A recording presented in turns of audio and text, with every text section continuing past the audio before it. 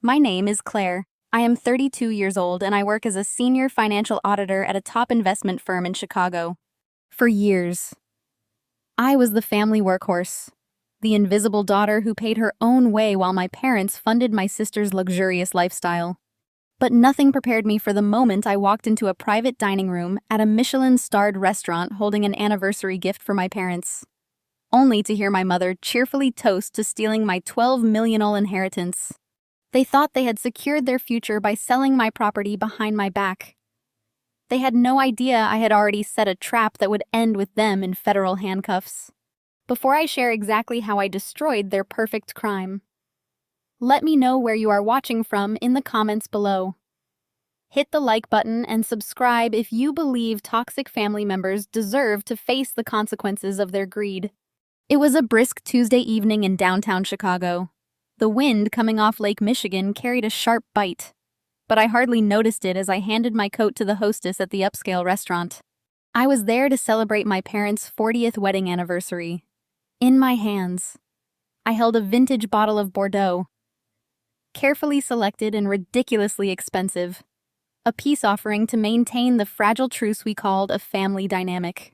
I took a deep breath, smoothing the skirt of my tailored navy suit. As an auditor, my daily life revolves around uncovering discrepancies, finding the missing numbers, and exposing financial truths. But when it came to my family, I had spent my entire life pretending not to see the blatant favoritism. My parents, Harrison and Beatrice, operated our family like a highly exclusive country club where I was merely the staff. My younger sister, Savannah, was the VIP member. Savannah is 29, a social media influencer whose primary talent consists of spending money she does not have. Beside her is always Jamal, her 31-year-old husband. Jamal is a smooth-talking African-American man who pitches himself as a tech visionary. In reality, he is the CEO of a failing startup, drowning in debt, constantly relying on my parents to bail him out. I followed the hostess down the softly lit corridor toward the private dining rooms. The restaurant hummed with the quiet, expensive murmur of the Chicago elite. I expected a standard, tense family dinner. I expected my mother to make passive-aggressive comments about my sensible shoes, or my lack of a husband. I expected my father to boast about his latest golf game while picking up the tab to show off his wealth. I stepped into the doorway of the private room, ready to paste on my usual polite smile. But I froze before making my presence known. The heavy oak door was slightly ajar. Through the gap, I could see the four of them gathered around a pristine white tablecloth adorned with crystal glasses and flickering candles. They were not just having a quiet anniversary dinner. They were celebrating. Really celebrating. My father, Harrison, sat at the head of the table, his face flushed with the kind of arrogant triumph I had not seen since his business was actually profitable years ago. My mother, Beatrice, was wearing a new diamond necklace that caught the candlelight. Savannah and Jamal sat close together, looking at a digital tablet and laughing with unrestrained glee. It looked like a victory lap, and I was the only one not invited to the starting line. I tightened my grip on the wine bottle, a sudden sense of dread curling in my stomach. The property. It was the only thing of real value left in our family orbit, and it belonged entirely to me. When my grandparents passed away, they completely bypassed my father. They knew Harrison was obsessed with maintaining a wealthy facade and would squander everything to keep up appearances. They knew Beatrice would funnel every dime to Savannah. So, they left their prime commercial real estate in the heart of the city exclusively to me. It was a massive building valued at $12 million, a generational safety net that I had carefully managed for years. My parents had always deeply resented this. They viewed my inheritance as a clerical error, a cosmic mistake that temporarily placed their rightful money into my unworthy hands. As I stood hidden in the shadows of the corridor, my mother picked up her champagne flute. She tapped the crystal edge with her manicured fingernail, demanding the table's attention. The sharp, clear, Ringing sound cut through the room. I held my breath. Beatrice stood up, a radiant, triumphant smile stretching across her face. "I raise my glass to your father," she announced, her voice dripping with satisfaction. "To the man who finally stepped up and took control of what was rightfully ours. To our family for finally liquidating that dead-weight property and putting it to actual good use." I felt the floor drop beneath me, but I could not look away. Jamal raised his glass high, a wide, greedy grin on his face. "And to my startup," he cheered loudly. "Cheers to securing our $12 million funding. We are going to be untouchable now." Savannah clapped her hands together, practically bouncing in her seat. "I cannot believe we finally did it. Malibu, here we come." No more begging Claire for scraps. The pieces clicked together with sickening speed, liquidating that deadweight property. $12 million. They were talking about my building, my inheritance, my grandparents' legacy. They were sitting in a Michelin-starred restaurant drinking expensive champagne, toasting to the fact that they had somehow sold my commercial real estate right out from under me.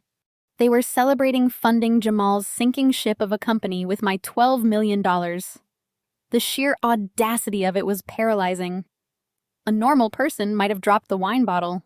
A normal person might have burst into the room screaming, demanding answers, throwing glasses, and crying tears of profound betrayal. But I am an auditor. I deal in fax ledgers and cold, hard reality. The shock lasted only a fraction of a second. It was immediately replaced by a surge of icy, calculating adrenaline. I pushed the heavy oak door completely open and stepped into the light, letting the door click shut behind me. The sound was sharp and final. 4 heads snapped in my direction. The celebratory smiles froze on their faces, quickly replaced by varying shades of guilt and absolute defiance. The war had officially begun. The silence in the private dining room was absolute. The only sound was the faint jazz music drifting through the thick walls from the main restaurant and the gentle hiss of the ventilation system overhead. I did not scream. I did not cry. I simply walked forward, my heels sinking slightly into the plush carpet, and set the vintage bottle of Bordeaux exactly in the center of the pristine white tablecloth. The heavy glass hit the wood underneath with a dull, authoritative thud. For a long moment, nobody moved. Savannah stared at me with her mouth slightly open, her fingers gripping her champagne flute so tightly. Her knuckles turned white. Jamal looked away suddenly, very interested in the fabric of his expensive tailored suit. My mother, Beatrice, pressed her lips into a thin line, the triumphant glow on her face instantly hardening into a mask of defensive irritation. But my father, Harrison, was a different breed entirely. He was a man who had built his entire identity on the illusion of control. He took a slow, deliberate sip of his wine, placed the glass down, and adjusted his silk cuffs. He looked at me not as a daughter he had just betrayed, but as a minor logistical hurdle in a corporate merger. "Have a seat, Claire," Harrison said, his voice entirely devoid of warmth or guilt. "There is no need to stand there hovering. We were actually going to call you tomorrow morning to discuss the restructuring of the family assets." Restructuring. That was the word he chose. I remained standing, my eyes locked on his. "You sold the commercial property on Michigan Avenue," I said, my voice dangerously calm. "The property that Grandpa and Grandma left solely in my name. The property you have absolutely zero legal right to touch." Harrison sighed a patronizing sound that echoed with years of dismissed boundaries. He reached into the inner breast pocket of his bespoke jacket and retrieved a crisp white envelope. He tossed it onto the table. It slid smoothly across the linen, stopping right next to the anniversary wine I had brought them. "Open it," he commanded. I picked up the envelope and pulled out the piece of paper inside. It was a cashier's check made out to me drawn from Harrison's personal account. I read the numbers printed across the center. $100,000. I stared at the sum, my auditor brain automatically calculating the math. $100,000 was exactly 0.83% of the property's $12 million valuation. He had stolen my entire financial future and was throwing me a fraction of a percent as a consolation prize. "What is this?" I asked, dropping the check back onto the table as if it were contaminated. "That is your cut," Harrison said, leaning back in his chair and steepling his fingers. "Consider it a massive return on an asset you did absolutely nothing to earn. You should be thanking me." Claire, I took a stagnant, complicated piece of real estate and turned it into liquid capital for the entire family. How? The word came out of my mouth, sharp and precise. A title transfer requires the owner's signature in front of a notary. I did not sign anything. I did not authorize a listing. So tell me. Dad, how exactly did you bypass state real estate laws to sell a $12 million building that you do not own? Harrison did not even have the decency to look ashamed. He smiled a cold, calculating grin that made my stomach churn. "The power of attorney," he said simply. It took me a second to process his words, and when I did, the sheer magnitude of the betrayal hit me like a physical blow. 4 years ago, I had been rushed to the emergency room for an unexpected appendectomy. There were complications, and before they put me under general anesthesia. The hospital advised me to sign a temporary medical and financial power of attorney just in case something went wrong. I assigned it to my parents because despite our flaws, I thought they would protect me. I survived the surgery, recovered, and completely forgot about the document. I assumed it had expired or been destroyed. "You used a 4-year-old emergency power of attorney from when I was lying on a hospital bed to sign away my property?" I asked, keeping my voice terrifyingly level. "It was a perfectly valid legal document," Harris countered, waving his hand as if brushing away a fly. "I kept a certified copy in my safe.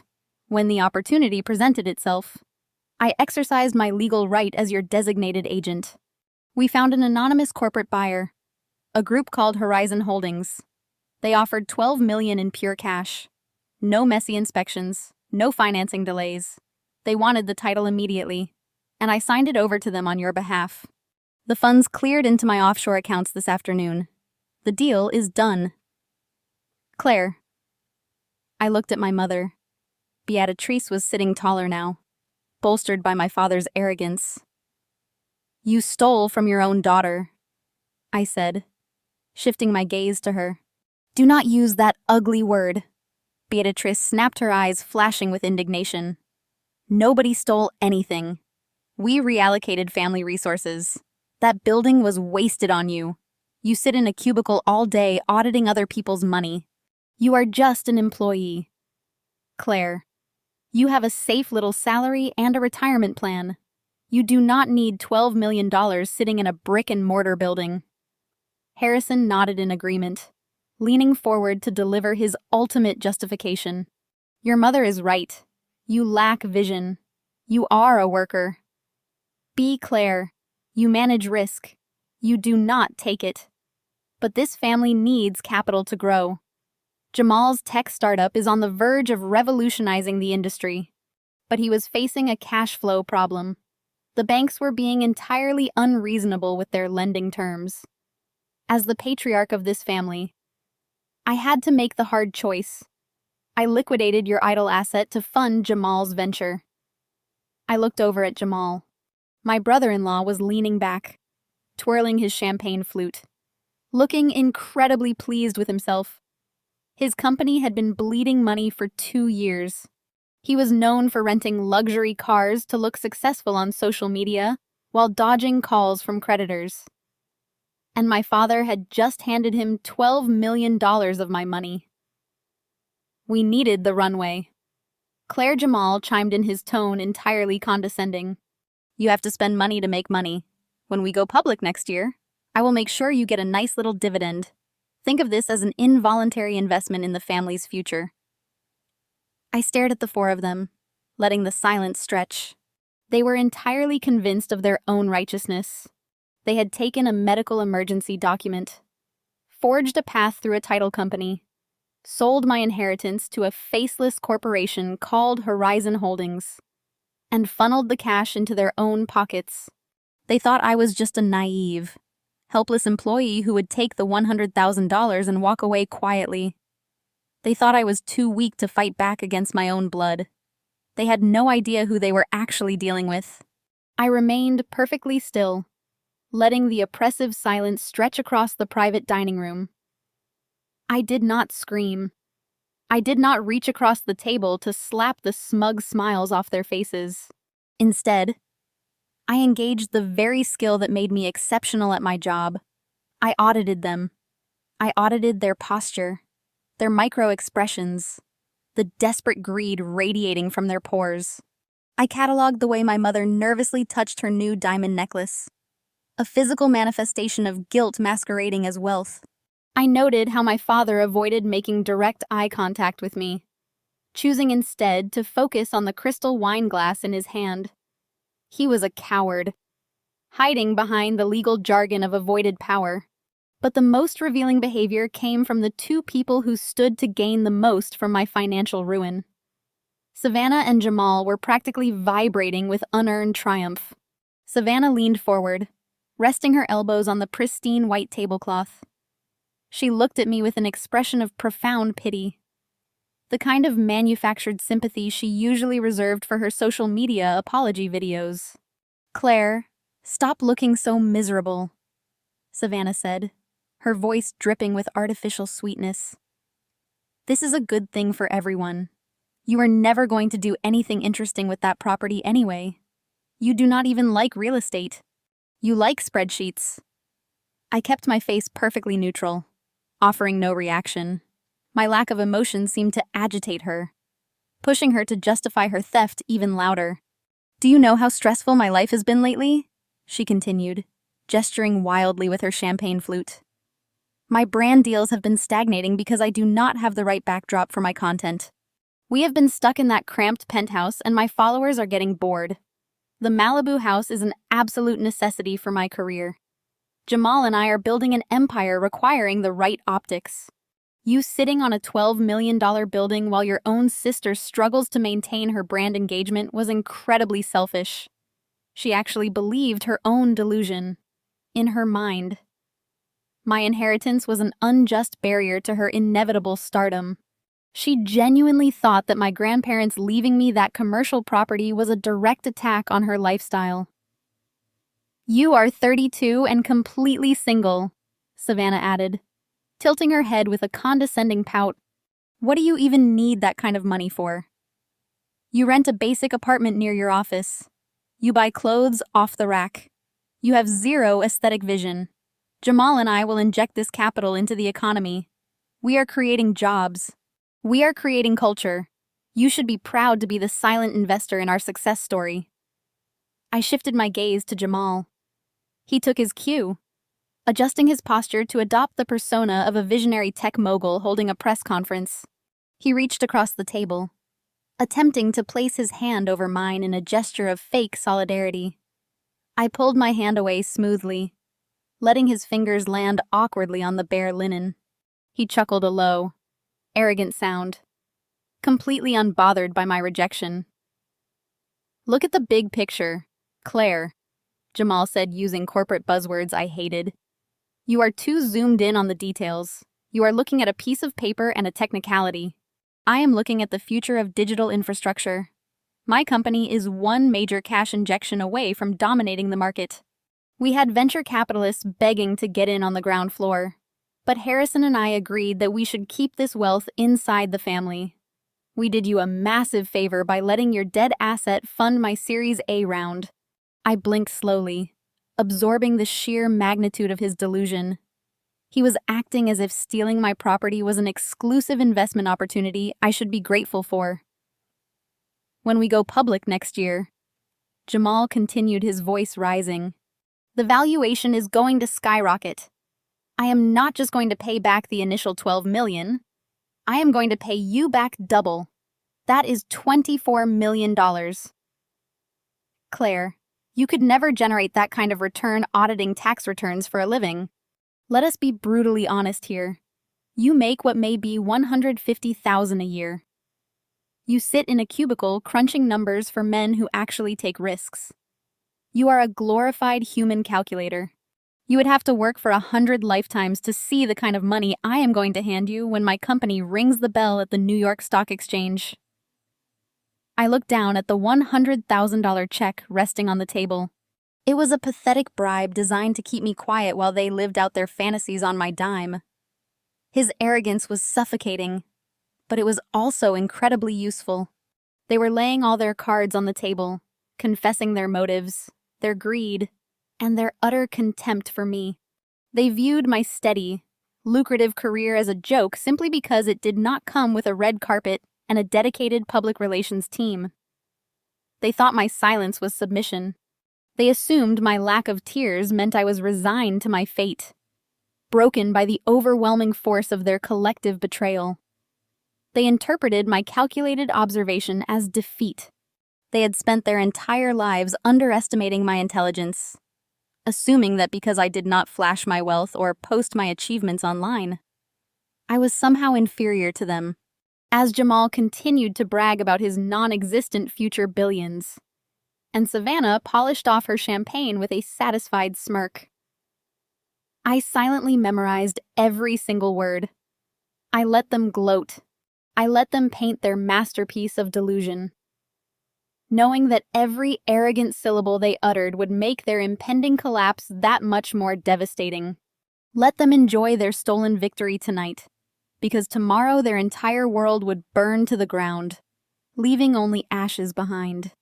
My mother, misinterpreting my unbroken silence as a crack in my resolve, leaned forward to deliver the final psychological blow. Beatrice always operated like a battlefield surgeon, finding the most vulnerable wound and digging her fingers directly into it.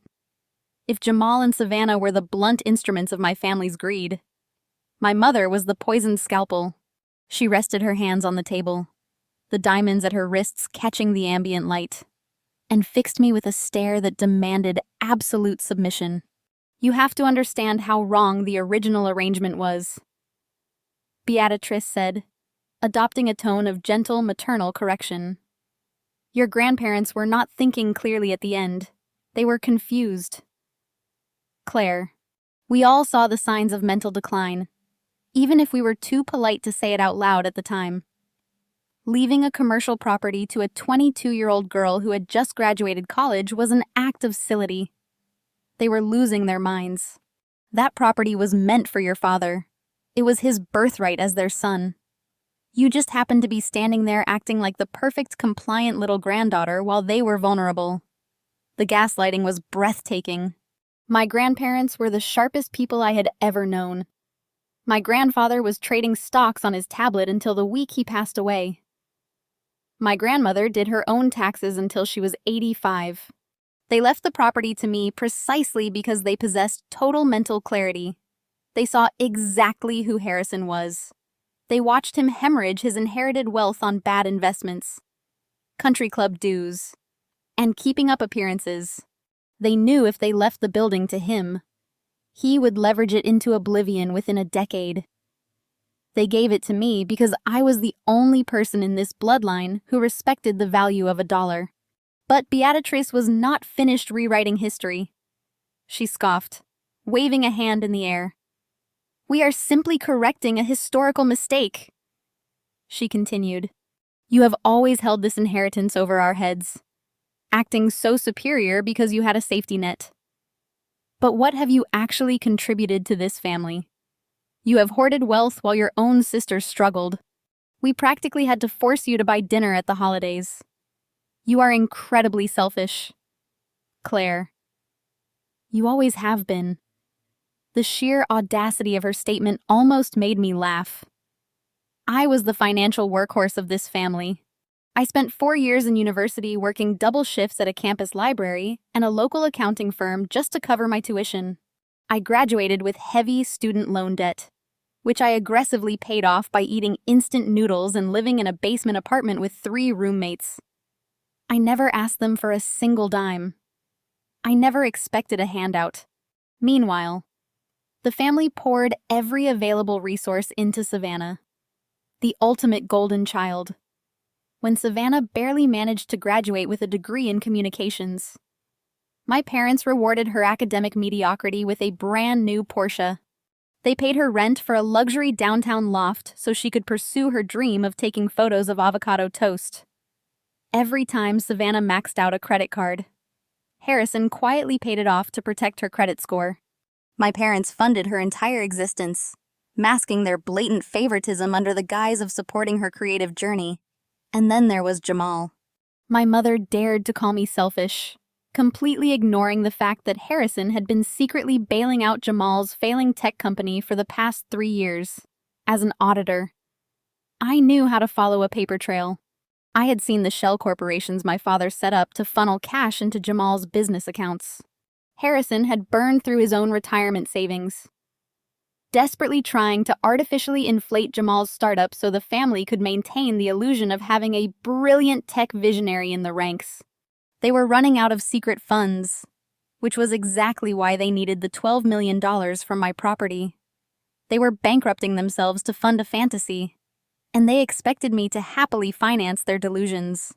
"You owe us," Harrison interjected, his voice booming across the table to reinforce my mother's attack.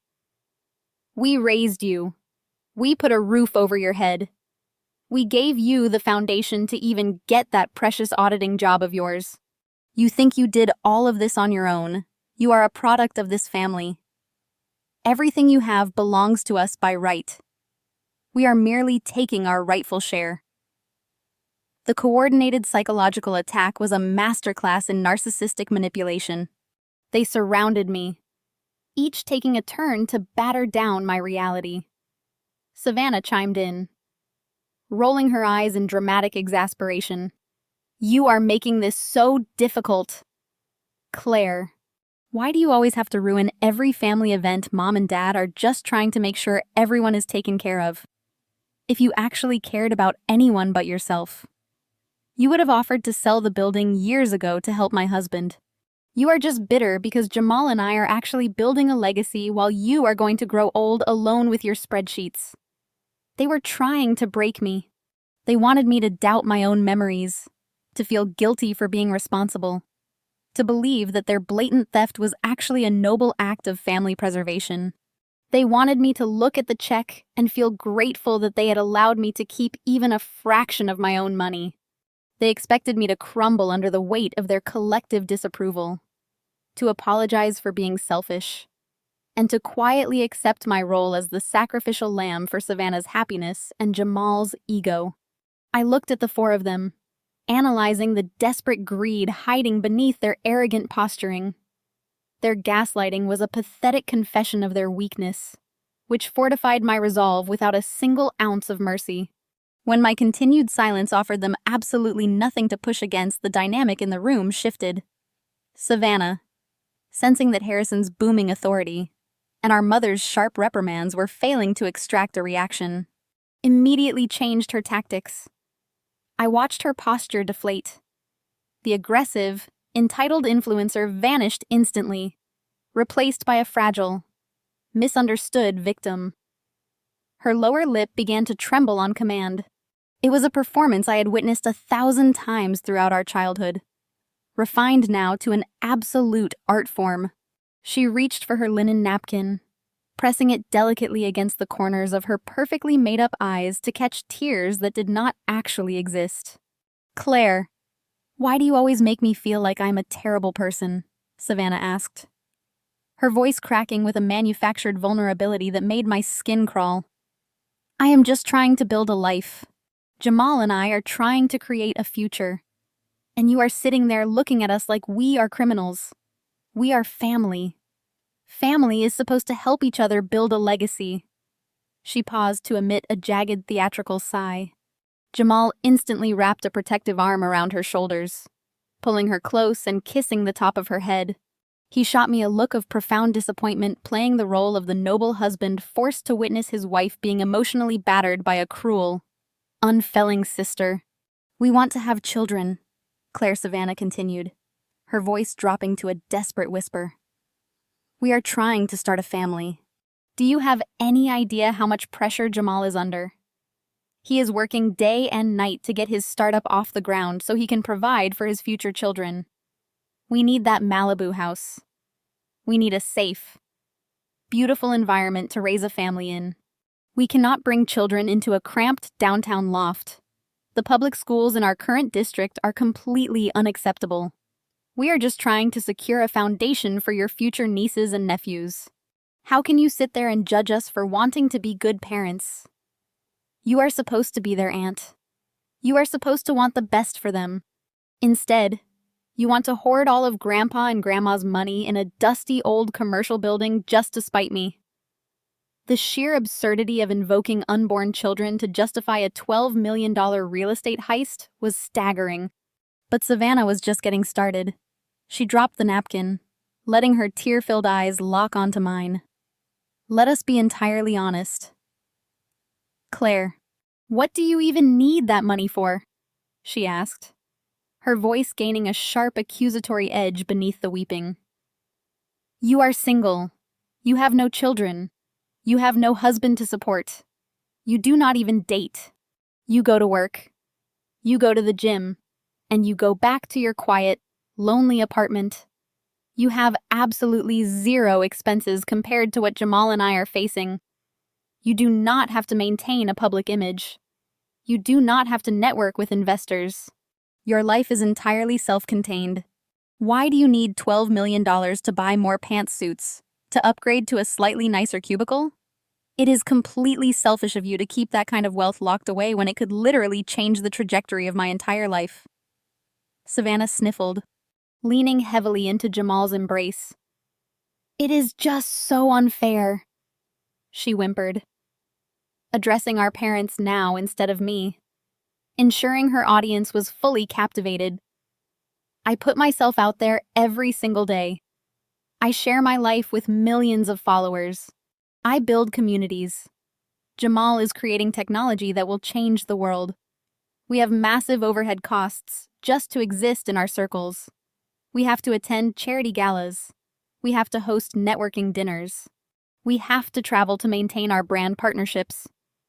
Claire just does not understand the immense financial pressure of being visible.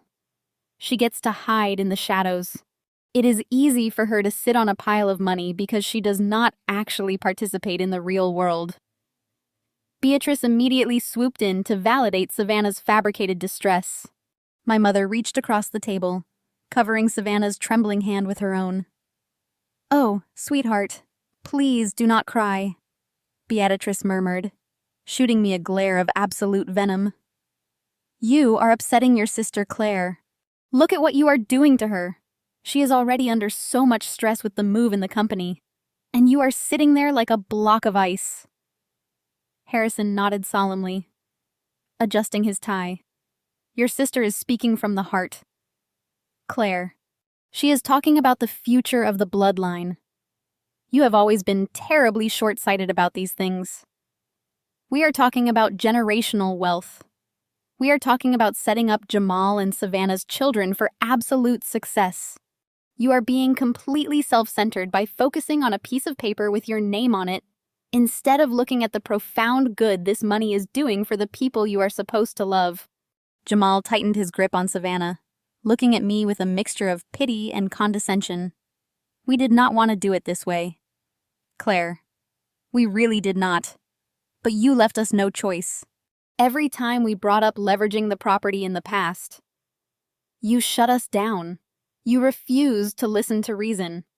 You forced Harrison to take executive action because your stubbornness was literally suffocating my company. You put your own ego above the survival of my business and the happiness of your sister. You made yourself the villain of this family long before we signed that title over to Horizon Holdings. We just finalized the paperwork. You were too spiteful to sign yourself. The sheer magnitude of their narcissistic echo chamber was a marvel of human psychology. They had expertly inverted reality in their twisted narrative. I was the malicious hoarder actively trying to destroy my unborn nieces and nephews by keeping my own legal property, while they were the brave visionary victims who were forced to commit real estate fraud just to survive. They fed off each other's delusions, validating every toxic thought until their theft sounded like an act of profound moral courage. I sat motionless, absorbing every single accusation, every fake tear, and every manipulation. They thought they were breaking my spirit, burying me under a mountain of engineered guilt. They thought if they shamed me enough about my single status, my quiet lifestyle, and my lack of children, I would simply fold and accept the $100,000 bribe just to buy back their affection. They truly believed I was desperate for their validation. They were entirely wrong. Harrison watched me for a long moment, scanning my face for any sign of a fracture, finding none. He decided it was time to drop the hammer. He pushed his chair back slightly, adopting the posture of a reigning monarch delivering a final edict to a vanquished peasant. He wanted to eradicate any lingering flicker of hope I might harbor. He wanted me to know that fighting back was not just difficult. It was an absolute mathematical impossibility. Claire let us dispense with the emotional theatrics. Harrison began, his voice dropping into a resonant, commanding register. He dismissed Savannah's fake tears with a wave of his hand, signaling that the time for hard business facts had arrived. You understand numbers, risk, and leverage. So I'm going to explain your leverage to you right now. You have none. Absolutely zero. He picked up his wine glass, swirling the dark red liquid with practiced ease. The transaction closed at precisely 2 o'clock this afternoon. The moment the escrow officer stamped the final deed, $12 million was released by Horizon Holdings. By 2:15, those funds hit my primary corporate account. By 3 o'clock, I initiated a series of cascading wire transfers. The money is already gone. He leaned forward, placing both hands flat on the table, invading my physical space with sheer arrogance. It was routed through a holding company in Delaware, bounced to a corporate trust in the British Virgin Islands, and is currently resting safely in an offshore account in the Caymans that you will never be able to subpoena. The money is entirely insulated from the United States legal system forever. You cannot freeze what you cannot find. I kept my expression perfectly vacant, letting him bask in his own perceived genius. And do not even think about contesting the title transfer. Harrison continued, a cruel smile playing on his lips. I used the power of attorney. The title company accepted it. The notary certified it. The county clerk recorded it. As far as the state of Illinois is concerned, I acted as your legal agent in a standard commercial real estate transaction. The paperwork is completely bulletproof. We used top-tier real estate brokers. They looked at the documents, approved the sale, and closed the escrow without a single red flag. The building belongs to Horizon Holdings now. There is no legal mechanism on earth that will reverse that sale. Jamal snickered from his side of the table. You got outplayed. Claire, just take the loss with some dignity. Harrison ignored Jamal, keeping his predatory gaze fixed entirely on me. Let us talk about the buyer, Claire. Let us talk about Horizon Holdings. Do you know who they are? Because I do. They are a massive, faceless corporate conglomerate. They buy up commercial real estate across the country, bulldoze the weak, and build empires. They have billions of dollars in liquid assets and an entire floor of corporate litigators whose only job is to crush nuisance lawsuits from people exactly like you. He tapped his index finger against the white linen tablecloth, punctuating each word. If you try to sue them to get that building back, they will bury you. They will file motion after motion, bleeding you dry with legal fees. A senior litigator at their retained law firm charges $1,000 an hour. You would bankrupt yourself before you even made it to a deposition. They will drag this out until you are living on the street, and then they will countersue you for frivolous litigation. You are a single auditor going up against a corporate titan. You are an ant trying to stop a freight train. Beatrice nodded along her eyes, gleaming with malicious satisfaction. Your father is trying to protect you from yourself. Claire, you have always been so stubborn. If you try to fight this, you will lose everything. We are offering you a clean break. Harrison slid the check an inch closer to me. The paper scraped softly against the table. I am giving you a gift. Claire, I am giving you $100,000 of clean, untraceable cash. You can walk out of this restaurant tonight, deposit that check tomorrow morning, and go back to your quiet, safe little life. You can pretend none of this ever happened. All you have to do is accept reality. He leaned back again, crossing his arms over his chest. I hold the money. The corporation holds the building. The county holds the deed. You hold absolutely nothing. You have been completely outmaneuvered. Claire, it is over. The air in the private dining room felt heavy, suffocating under the weight of their collective delusion. They sat there convinced they had engineered the perfect crime. Harrison believed his offshore accounts made him untouchable. Jamal believed the stolen capital would transform him into a tech billionaire. Savannah believed she was moments away from picking out custom countertops for a Malibu mansion. Beatrice believed she had finally put her disobedient, independent daughter in her proper place. They looked at me with varying expressions of pity, contempt, and triumph. They waited for the inevitable breakdown. They waited for the moment my shoulders would sag. My eyes would well up with defeated tears, and my trembling hand would reach out to take the check. They expected me to surrender to the inescapable reality of their complete control. They had constructed a flawless, impenetrable fortress of fraud, and they were utterly certain I was trapped outside its walls. I looked at the check sitting on the crisp tablecloth. I looked at Harrison's smug face. I looked at Beatrix's diamond necklace purchased with the anticipation of my stolen wealth. They thought they had backed me into a dark corner with no exits. They thought I was a helpless victim who had simply been outplayed by superior business minds. They were all completely oblivious to the fact that they were already dead. Looking at my father's smug expression, my mind seamlessly drifted away from the ambient noise of the restaurant and slipped backward in time. 2 years ago, I was 30 years old, sitting alone in my modest downtown apartment on a freezing November night. The wind was howling off the lake, rattling the glass panes. But the chill that settled into my bones had nothing to do with the Chicago winter. It came from a single piece of misdirected mail resting on my kitchen island. As a senior auditor, my daily routine involved tracking anomalies. My brain was hardwired to notice when numbers did not align, when paperwork seemed out of sequence, and when corporate entities tried to hide their sins behind layers of bureaucratic red tape. That particular evening, I had opened an envelope from a notoriously aggressive hard money lending firm. It was a standard verification of identity letter, an automated compliance notice generated because someone had applied for a massive commercial mortgage against my $12 million property on Michigan Avenue. I had never applied for a mortgage. The building was owned outright, entirely free and clear. A rare and beautiful asset passed down from grandparents who understood the unparalleled power of unencumbered real estate.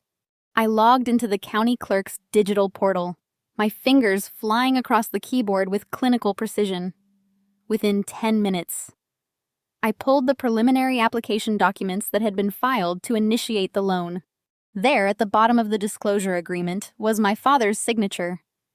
Below his name was the legal justification for his authorization. He had submitted a copy of the emergency medical power of attorney I had signed before going under the knife for my appendectomy. 4 years prior. I stared at the glowing blue screen of my laptop until my eyes burned. The reality of what I was looking at defied all bounds of basic human decency. My own parents were secretly trying to leverage my inheritance. They were attempting to extract an $8 million loan against a property they did not own, using a medical emergency document they had hoarded for years. If the lender had approved that mortgage, the cash would have immediately vanished into Harrison's offshore accounts, funding Savannah's lavish lifestyle and propping up Jamal's catastrophic tech startup. Meanwhile, the legal obligation to repay that massive debt would have fallen entirely on me. When the monthly payments inevitably defaulted, the bank would have foreclosed on my building, seizing my grandparents' legacy, completely bankrupting me in the process. My own blood was willing to destroy my financial future to fund their delusions of grandeur. In that quiet, isolated moment in my apartment, something fundamental inside me snapped. The illusion of family loyalty. The ingrained societal expectation that parents inherently protect their children, shattered into a million irreparable pieces. I realized that my father did not view me as a daughter. I was merely an obstacle guarding a vault of cash. My mother did not care about my well-being. She only cared about maintaining the extravagant illusion she projected to her socialite friends. A weaker person might have picked up the phone right then and there. A different daughter might have called her parents screaming through tears, demanding to know how they could commit such an atrocious act of betrayal. She might have threatened to call the police or begged them to stop. But I knew exactly who Harrison and Beatrice were.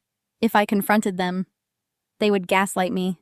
They would claim it was a misunderstanding, a simple financial restructuring strategy they were exploring for my own benefit. They would withdraw the application, apologize with empty words, and then they would quietly retreat into the shadows to find a stealthier, more destructive way to steal my property. Confronting a narcissist only teaches them to become a better liar. I realized that evening that protecting myself was no longer enough. Defense was a losing strategy against predators who shared your DNA and knew your vulnerabilities. I needed to go on the offensive. I needed to sever their access to my life with surgical precision. But I also needed to ensure they would never dare to target me again. I had to let them think they were winning. I had to let them walk right into their own trap. The sheer malice of their attempted mortgage scheme demanded a response that went beyond mere preservation. It demanded absolute, devastating retribution. I closed my laptop that night and made a silent vow. I would not shed a single tear over people who viewed my existence as a financial inconvenience. Instead, I would use the very skills they mocked to engineer their downfall. They thought my job was boring. They thought auditing was the domain of human calculators who lacked the vision to take real risks. They vastly underestimated the terrifying power of someone who knows how to follow the money, manipulate the system, and execute a plan without letting emotion cloud her judgment. That freezing November night was the catalyst. It was the exact moment I stopped being their compliant daughter and started being their executioner. The next morning, I did not call the police, and I did not call my parents. I went to work, requested a personal day, and began the process of interviewing legal counsel. I knew that fighting white-collar criminals required a specialist, someone who understood the dark arts of asset protection and commercial real estate law. As I sat in the restaurant 2 years later, looking at my father's smug, victorious face across the dining table, the memory of that night fueled the steady rhythm of my heartbeat. He was so incredibly proud of his power of attorney. He was so certain that his secretive planning had caught me completely off guard. He had no concept of the fact that I had been watching him for 24 months, anticipating his every move, calculating his exact level of greed, and carefully paving the road that led directly to this private dining room. The absolute arrogance required to steal $12 million is blinding. Harrison looked at me like a master chess player who had just executed a flawless checkmate. He thought his offshore accounts and his corporate buyers provided an impenetrable shield, but his arrogance was his fatal flaw. He assumed that because I remained quiet, I remained ignorant. He mistook my patience for passivity. I let the memory of that cold apartment fade away, bringing my focus entirely back to the present.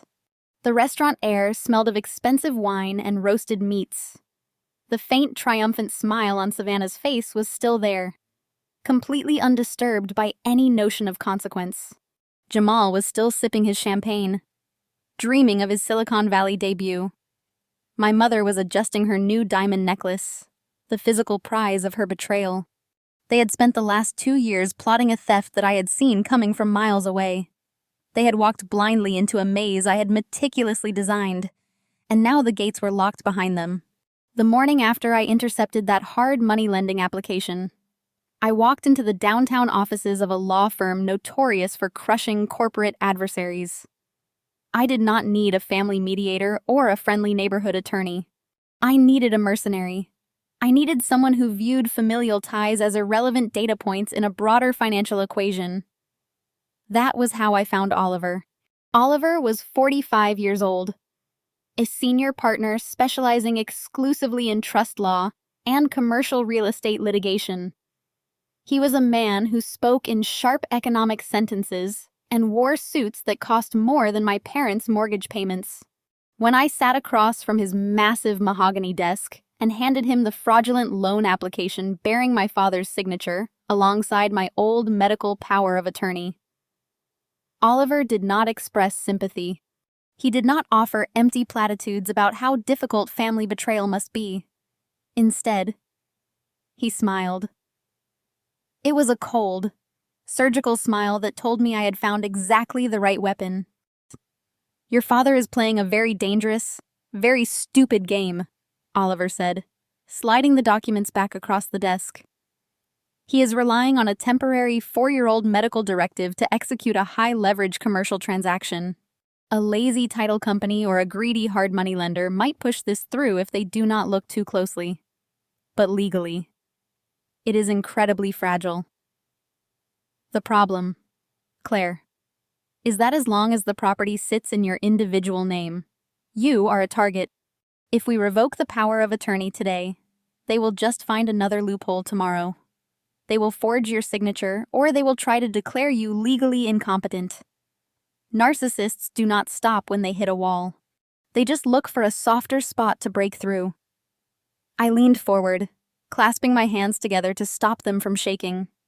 "Then how do I make myself bulletproof?" I asked. "How do I build a wall they cannot climb over, dig under, or break through?" Oliver steepled his fingers, his eyes locking onto mine with absolute intensity. "We remove you from the equation entirely," he explained. "We do not fight the power of attorney. We render it legally obsolete. We are going to take your $12 million commercial building and transfer the deed into an irrevocable trust." He stood up and walked over to a whiteboard on the wall, grabbing a black marker.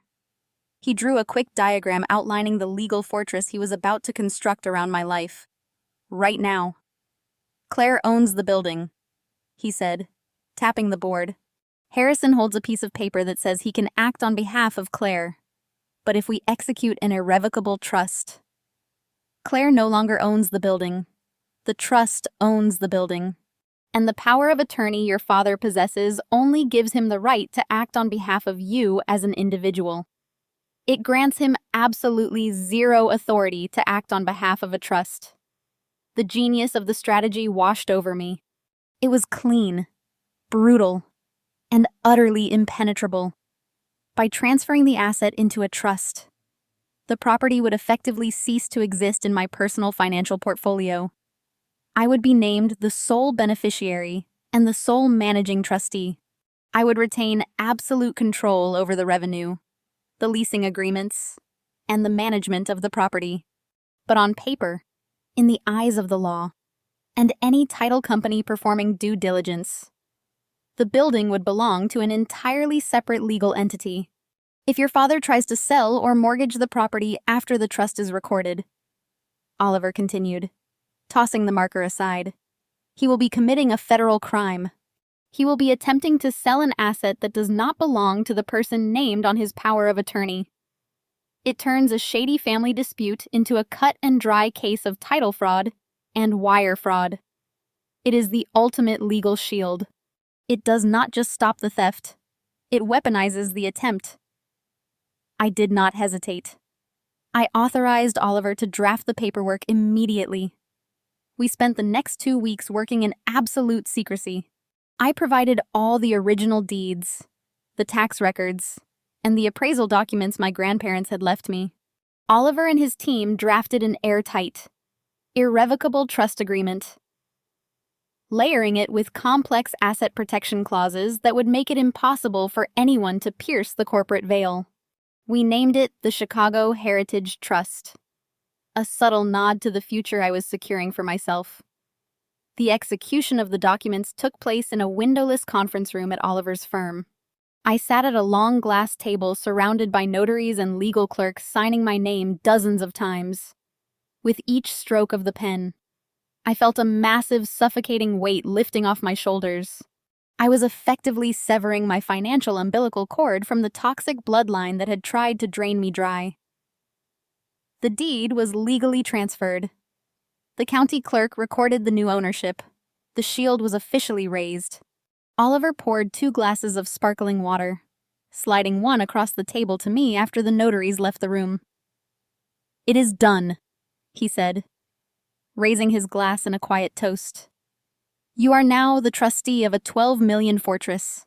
Your father's power of attorney is now nothing more than a dangerous liability. If he ever tries to use it to move that property, he will be signing his own arrest warrant." We knew we could not simply tell Harrison that the property had been shielded. If we warned him, he would adapt his strategy. He would abandon the real estate scheme and find another way to ruin me. He might try to hack my personal bank accounts or steal my identity to open credit lines for Jamal's business. Utilizing the countless pieces of personal data he had collected over the course of my entire life. The only way to permanently neutralize the ongoing threat was to let him proceed with his original disastrous plan. We had to let his unbridled greed blind him to the harsh legal reality of what he was actually doing. We had to deliberately, meticulously step back into the shadows, wait quietly for the perfect moment, and allow him to walk straight into the inescapable jaws of our expertly engineered trap. It was the only guarantee I had for achieving permanent, absolute peace. To guarantee that peace, I had to transform myself from a passive victim into an active architect of their ruin. The irrevocable trust was a flawless shield, but a shield alone does not win a war. I needed a weapon. And the most lethal weapon against Harrison and Beatrice was their own insatiable greed. I returned to Oliver's office a month later with a new objective. We needed to dangle a piece of raw meat in front of starving wolves. I asked him to connect me with an appraiser who understood discretion. We drafted a realistic but speculative valuation report. We factored in a fabricated yet plausible municipal zoning change that would allow for a massive tech hub development on my lot. The fake appraisal validated the $12 million price tag and heavily implied that corporate buyers were scouting the block, willing to pay premium cash before the news went public. I could not just hand this document to my father. Harrison was paranoid and would immediately suspect a setup. I had to let him steal the information, making him believe he possessed a secret advantage. The opportunity arrived during Thanksgiving. It was one of the rare occasions I subjected myself to the family estate, enduring Savannah's boasting and Jamal's empty entrepreneurial pitches. I brought my work tote intentionally, leaving it unzipped on the console table in my father's home office while I supposedly went to help my mother in the kitchen. Inside that tote sitting right on top was a manila folder boldly labeled Confidential Valuation Estimate. I stayed in the kitchen for exactly 15 minutes, chopping vegetables and ignoring my mother's passive-aggressive comments. When I returned to the office, the folder was exactly where I left it.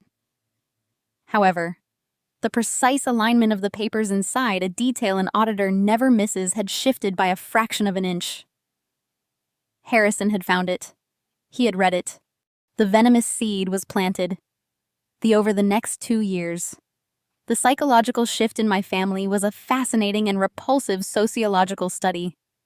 They suddenly began treating me with a strained, artificial kindness. Savannah texted me links to luxury vacation packages, hinting that we should take a sister trip. Beatrice casually asked if I was feeling overwhelmed by the burden of property management, offering to have my father take a look at the books to ease my stress. Jamal began dropping heavy-handed hints about how commercial real estate was a stagnant market, and how digital equity was the only way to build true generational wealth. They were circling the perimeter, testing the fences, trying to gauge how easily I could be manipulated into signing the building over voluntarily. I played my part flawlessly. I complained about rising property taxes. I feigned ignorance about shifting market trends in downtown Chicago. I acted like a timid, overwhelmed employee who was completely out of her depth managing a multi-million-dollar asset. I gave them every indication that I was ripe for the picking while simultaneously refusing every single offer they made to help me manage the property. I forced them into a corner.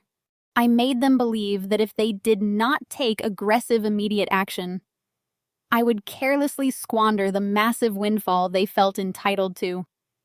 18 months into my waiting game, Oliver called me on a secure line.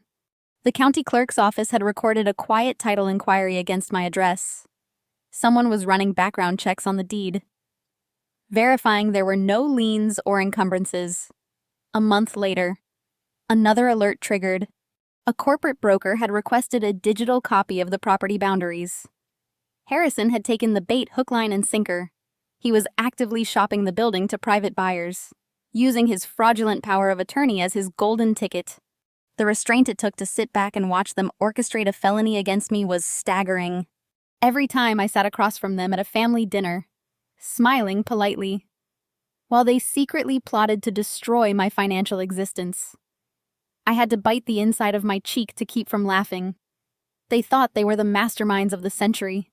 They thought they were outsmarting the boring, predictable auditor. They had no idea. They were simply acting out the exact script I had written for them.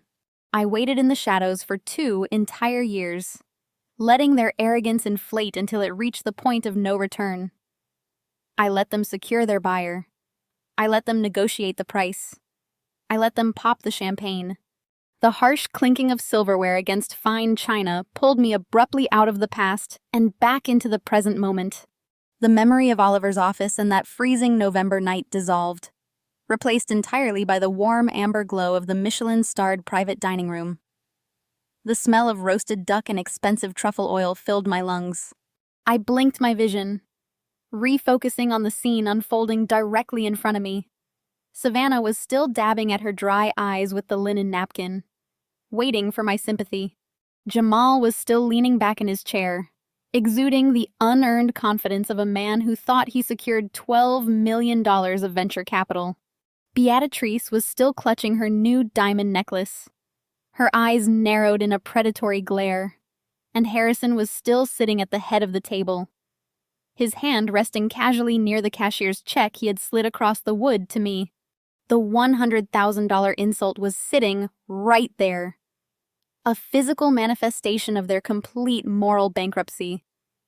They were all staring at me, waiting for the inevitable breakdown, waiting for the moment of total capitulation. They expected me to fold. They expected me to surrender. Instead, I let a slow, terrifyingly calm smile spread across my face, signaling the end of my silence. My smile did not waver. If anything, it deepened, reaching my eyes in a way that finally seemed to unsettle the manufactured peace of the room. I watched the microscopic shift in my father's posture. Harrison was an expert at reading boardrooms, but he had never truly bothered to read his own daughter. He interpreted my calm demeanor not as a threat, but as the final stage of grief. He thought my smile was a fractured response from a broken mind, the defensive mechanism of an auditor who had finally realized she was hopelessly outmatched. He cleared his throat, a sharp, authoritative sound designed to snap me out of my supposed shock. Harrison reached back into his tailored jacket, sliding his hand into the inner breast pocket a second time. I knew exactly what was coming. White-collar criminals never leave loose ends, especially when those loose ends share their DNA. He pulled out a thick, legal-sized document bound by a heavy black clip. He tossed it onto the table with the same dismissive arrogance he had used for the cashier's check. It landed with a heavy, definitive thud right next to the $100,000 bribe. "This is the final piece of business we need to conclude tonight," Harrison said, tapping his index finger firmly against the top page. "It is a standard non-disclosure agreement combined with a comprehensive waiver of liability. I had my corporate attorneys draft it specifically for this transaction. It is airtight. Claire." I glanced down at the document. Even upside down, I could read the bold capitalized headings. Waiver of right to sue. Covenant not to compete. Absolute confidentiality clause. It was a masterpiece of legal intimidation designed to gag me for the rest of my natural life. Let me be perfectly clear about your options, Harrison continued, leaning over the table, so his face was entirely in my line of sight. Option 1 is very simple. You pick up that pen, you sign your name on the dotted line, and you take the $100,000. You walk out of here as a wealthy woman. You get to stay in this family. You get to come to Thanksgiving dinners. You get to be an aunt to Savannah's future children. You accept your place. You keep your mouth permanently shut about the sale of the building. And we all move forward in perfect harmony. He paused, letting the illusion of family inclusion hang in the air like a poisoned carrot. Then his expression hardened, the fatherly facade dropping completely to reveal the ruthless corporate predator underneath. Option 2 is equally simple, he said, his voice dropping an octave. You refuse to sign. You try to play the hero. You try to hire a discount lawyer to challenge a multi-million-dollar corporate acquisition. If you choose option 2, the $100,000 check evaporates immediately. You will never see a single dime of that money. Furthermore, you will be entirely excised from this family. You will be dead to us. Claire. I kept my hands folded neatly in my lap. You are threatening to disown me over a building you stole, I stated, keeping my tone strictly observational. I am giving you a reality check, Harrison shot back. If you fight this, you will face absolute destruction. I will personally ensure that every resource at my disposal is used to bury you in legal fees. Horizon Holdings has an army of litigators who will drag you through depositions until you are completely bankrupt. You will lose your apartment. You will burn through your pathetic savings. You will spend the next decade fighting a war you cannot possibly win, and you will do it entirely alone. I slowly reached out and pulled the thick document toward me. The paper felt heavy, loaded with the weight of his towering arrogance. I flipped to the second page, scanning the densely packed legal jargon. The terms were draconian. Not only was I forbidden from discussing the property sale with anyone, including legal counsel, but the agreement also contained a staggering penalty clause. If I violated the NDA, I would be liable for $5 million in liquidated damages. He was trying to force me to sign away my constitutional right to legal recourse under the threat of financial annihilation. It was a brilliant strategy for intimidating a civilian. To anyone else, the sheer scale of the legal threats and the intimidating corporate language would induce total paralysis. A normal person would look at the immense pressure, look at the $100,000 check, and realize that submission was the only logical path to survival. They would sign the paper, take the bribe, and spend the rest of their lives swallowing the bitter pill of defeat. But as my eyes scanned the paragraphs, noting the boilerplate language and the standard corporate indemnification clauses, all I saw was a desperate attempt to cover a fatal mistake. If his power of attorney was truly as bulletproof as he claimed, he would not need a waiver of liability. If Horizon Holdings was truly a massive, unassailable conglomerate, they would not care if a single auditor threatened to sue them. The very existence of this NDA was a glaring neon sign pointing directly to my father's underlying vulnerability. He knew his legal standing was fragile. He needed my signature tonight because my signature was the only thing that could retroactively legitimize his federal crime. You need to understand the magnitude of the gift your father is giving you, Beatrice chimed in, her voice slicing through my internal analysis. She gestured toward the check with her wine glass. We could have given you nothing. Claire, we legally owe you nothing, but Harrison insisted on taking care of you. You are being completely ungrateful by even hesitating. I flipped to the signature page. There was a neat line printed with my full legal name waiting for my submission. Next to it was a designated space for a public notary. I noted the absence of a notary in the private dining room. A minor logistical error on his part, but one that further highlighted his rushing the process. He wanted to lock me in tonight, bind me with fear, and finalize the paperwork before I had a chance to consult with an actual attorney. "Sign the document," Claire Harrison demanded, his patience visibly wearing thin. "Sign it. Take your money and let us order dessert. We have real things to celebrate tonight, and I am not going to let your typical stubbornness ruin our evening. We have given you the roadmap to survival. I suggest you take it before I resin the offer completely." I ran my fingertip along the edge of the paper, feeling the sharp cut of the high-quality stock. I looked from the draconian contract to the cashier's check, weighing the visual props of his blackmail scheme. He had laid out two distinct options, both designed to ensure his absolute victory and my total subjugation. He demanded I trade my silence for a fraction of my own stolen wealth. It was the ultimate inescapable ultimatum presented by a man who was utterly convinced he held all the cards. I let the silence hang in the air for a fraction too long. I did not reach for the gold-plated pen resting beside the document. I did not flinch. I simply kept my eyes locked on the signature line of the non-disclosure agreement, analyzing the profound desperation masquerading as authority. Harrison let out a sharp breath of irritation, shifting his weight in his chair. He was accustomed to people crumbling the moment he raised his voice. My refusal to immediately capitulate was disrupting his carefully choreographed timeline. Before Harrison could launch into another tirade about corporate litigation, my mother decided it was time to deploy her own arsenal. Beatrice possessed a uniquely vicious talent for psychological warfare, while Harrison relied on brute financial force and legal threats. My mother understood that true destruction required a more personal touch. She knew exactly what I valued most in the world. She knew that my career was not just a job to me. It was my sanctuary. It was the foundation of my independence. The only thing I had built entirely on my own.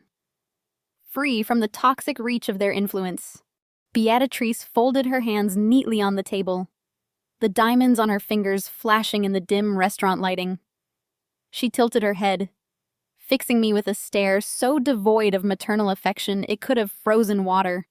"Claire, let us not pretend you have any high ground here," Beatrice said, her voice dropping into a smooth conversational rhythm that was infinitely more terrifying than a scream. "Your father is offering you the corporate reality, but I think you need to understand the social and professional reality of what happens if you refuse to sign that document tonight." I shifted my gaze from the contract to her face, giving her my full attention. She smiled, a razor-thin curving of her lips that signaled she was about to go for the jugular. "You take great pride in your little auditing career, do you not?" Beatrice asked rhetorically. "You think your position at that firm makes you untouchable? You think because you wear a badge and carry a briefcase into a glass building downtown, you are somehow elevated above the rest of us. But you seem to have forgotten how this city actually operates. Chicago is a very big city, Claire, but the financial sector is a very small, very intimate club." She leaned forward, lowering her voice conspiratorially. "I sit on the board of the Symphony Guild. I chair the annual gala for the Children's Hospital. I spend my weekends at the country club sipping mimosas with the wives of the most powerful men in the state. Do you know who else sits on those boards? Do you know who plays golf with your father every Sunday?" I knew exactly who she was talking about. Richard Vance. Beatrice continued dropping the name of the senior managing partner at my auditing firm, and William Sterling, the head of your compliance division. I had lunch with Richard's wife just last Tuesday. They are lovely people, very protective of their firm's reputation. The threat materialized in the air between us, heavy and toxic. She was not just threatening to disown me. She was threatening to annihilate my professional existence. "An auditor has nothing without her reputation," Beatrice said, her words calculated to strike maximum terror. "Your entire career relies on absolute integrity and unshakable ethics. If a client cannot trust you, you are worthless to your firm. So imagine what Richard Vance would do if I called him tomorrow morning in tears. Imagine if a prominent wealthy socialite called the senior partner of his prestigious firm to report a deeply disturbing family matter. I kept my face perfectly still, letting her lay out the exact parameters of her extortion scheme. I would tell him that my daughter has become mentally unstable.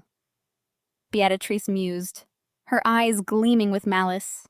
I would tell him that you have been attempting to mismanage family trust accounts, that you have been exhibiting erratic behavior, and that you are trying to extort money from your own sister's husband. I would express my profound concern that someone in such a fragile, greedy state of mind is handling sensitive financial data for his top-tier clients.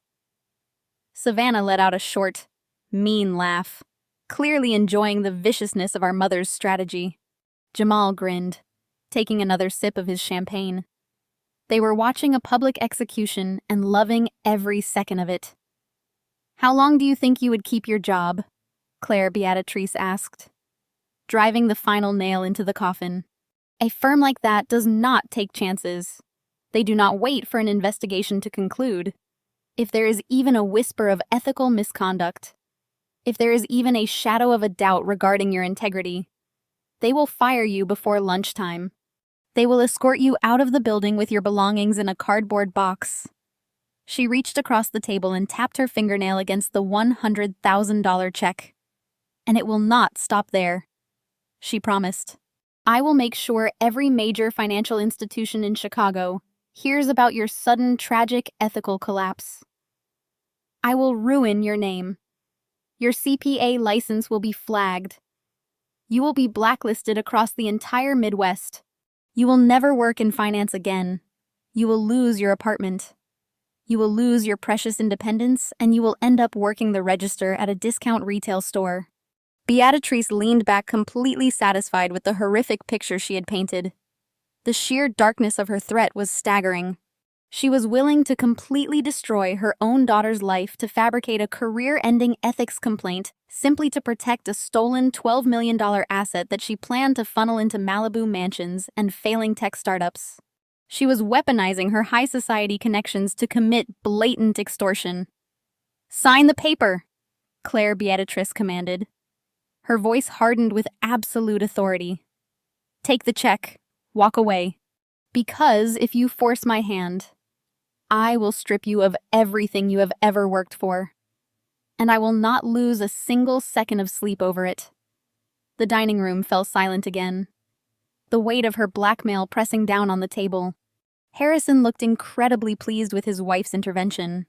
He saw her threat as the perfect complementary force to his legal intimidation. Together they had presented an inescapable vice. Legal ruin on one side, professional annihilation on the other. They thought they had backed me into a corner so dark and so deep that signing the non-disclosure agreement was my only path to survival. I looked at my mother. I looked at the cold, dead certainty in her eyes. She fully believed she held the power to destroy me. She fully believed that my fear of losing my job would override my desire for justice. She thought she was holding a loaded gun to my head. In my mind, my internal auditor simply opened a new ledger. Harrison had just committed title fraud and wire fraud. Now, Beatrice had officially added criminal extortion and blackmail to the family tab. They were writing their own indictments paragraph by paragraph right in front of me. They thought my silence was the silence of a broken, terrified woman. They did not realize it was the silence of a predator watching its prey step directly into the center of a lethal, inescapable trap. The heavy silence that followed Beatrice's vicious threat was suddenly shattered by a loud, obnoxious clap. Jamal leaned back in his chair, a massive, self-satisfied grin spreading across his face. He interpreted my quiet observation as total crushing defeat. In his mind, my mother had just delivered the final fatal blow, and the war was officially over. The tension bled out of his shoulders, replaced instantly by the arrogant swagger of a man who believed he had just conquered the world using someone else's bank account. "Look," Everyone needs to just relax, Jamal said, his voice dripping with unearned authority. He unbuttoned his suit jacket and reached into his pocket. We are sitting in a 5-star restaurant. We just executed a massive corporate transaction. This is not a funeral. This is a celebration. Claire is going to sign the paper. Take her 100 grand. And be fine. Let us focus on the real victory here. He pulled out his smartphone, the screen illuminating his smug features in the dim lighting of the private dining room. He tapped the glass a few times, swiping through an application before slamming the phone face up onto the pristine white tablecloth. He pushed it directly across the table toward me, stopping it right next to the extortionate non-disclosure agreement and the pathetic cashier's check. Take a look at that, Claire Jamal commanded, gesturing toward the glowing screen. I cast my eyes downward without moving my head. The screen displayed a high-resolution professional real estate listing. It was a sprawling, ultra-modern mansion perched precariously on a cliffside overlooking the Pacific Ocean. The architecture was aggressive and ostentatious, all sharp angles, floor-to-ceiling, glass walls, and stark white concrete. It looked like the villain's lair in a spy movie. That is Malibu, Jamal declared, leaning forward to make sure I was absorbing every pixel of his stolen trophy.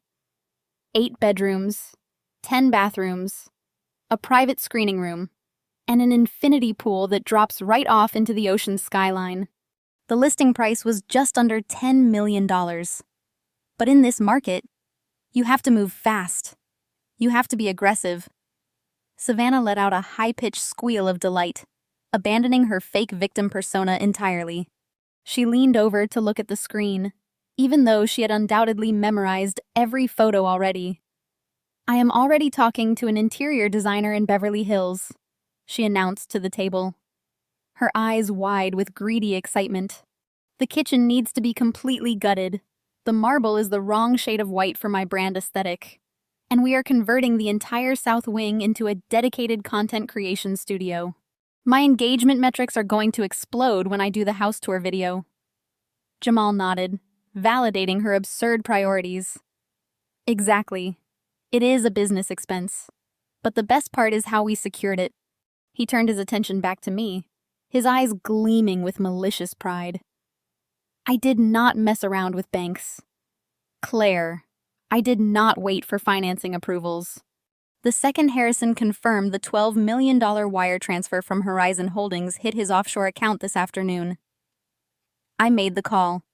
He paused clearly, waiting for a dramatic drum roll that was never going to come.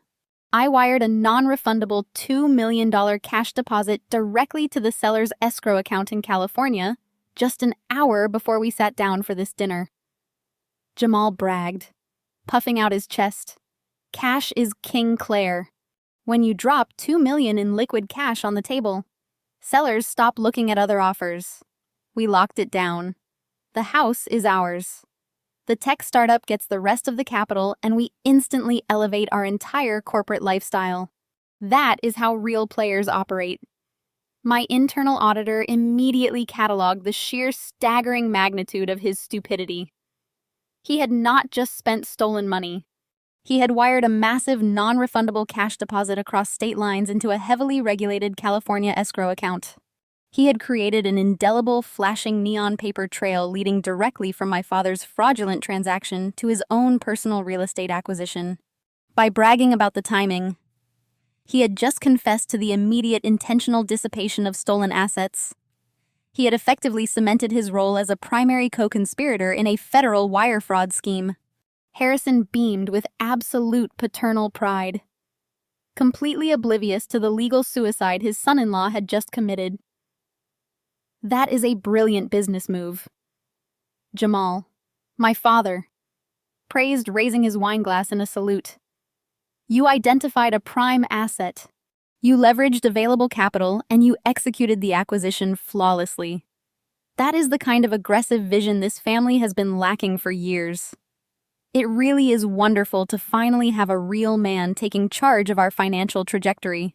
Beatrice chimed in, shooting me a look of pure, unadulterated contempt. She smoothed the front of her designer dress, practically glowing with satisfaction. Someone who actually understands how to navigate the world instead of just hiding behind a desk, crunching numbers for other people. The waiter entered the private dining room at that exact moment, carrying a fresh bottle of vintage champagne chilling in a silver bucket. Harrison waved him over immediately.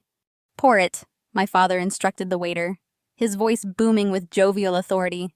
"Fill them all to the brim. We are celebrating tonight." The waiter moved silently around the table, filling the crystal flutes with bubbling gold liquid.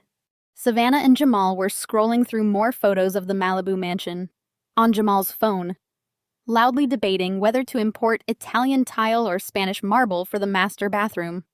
They were spending hundreds of thousands of dollars in their heads, completely intoxicated by the illusion of their stolen wealth.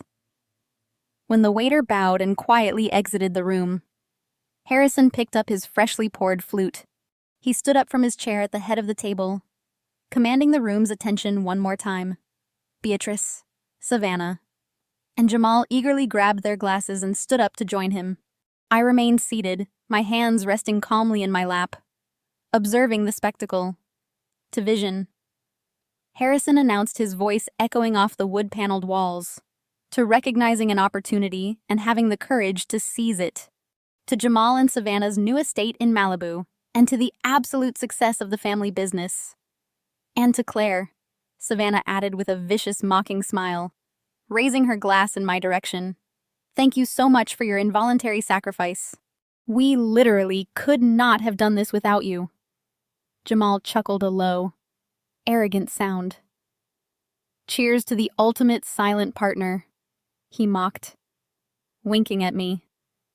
"Drink up. Claire, do not be a sore loser."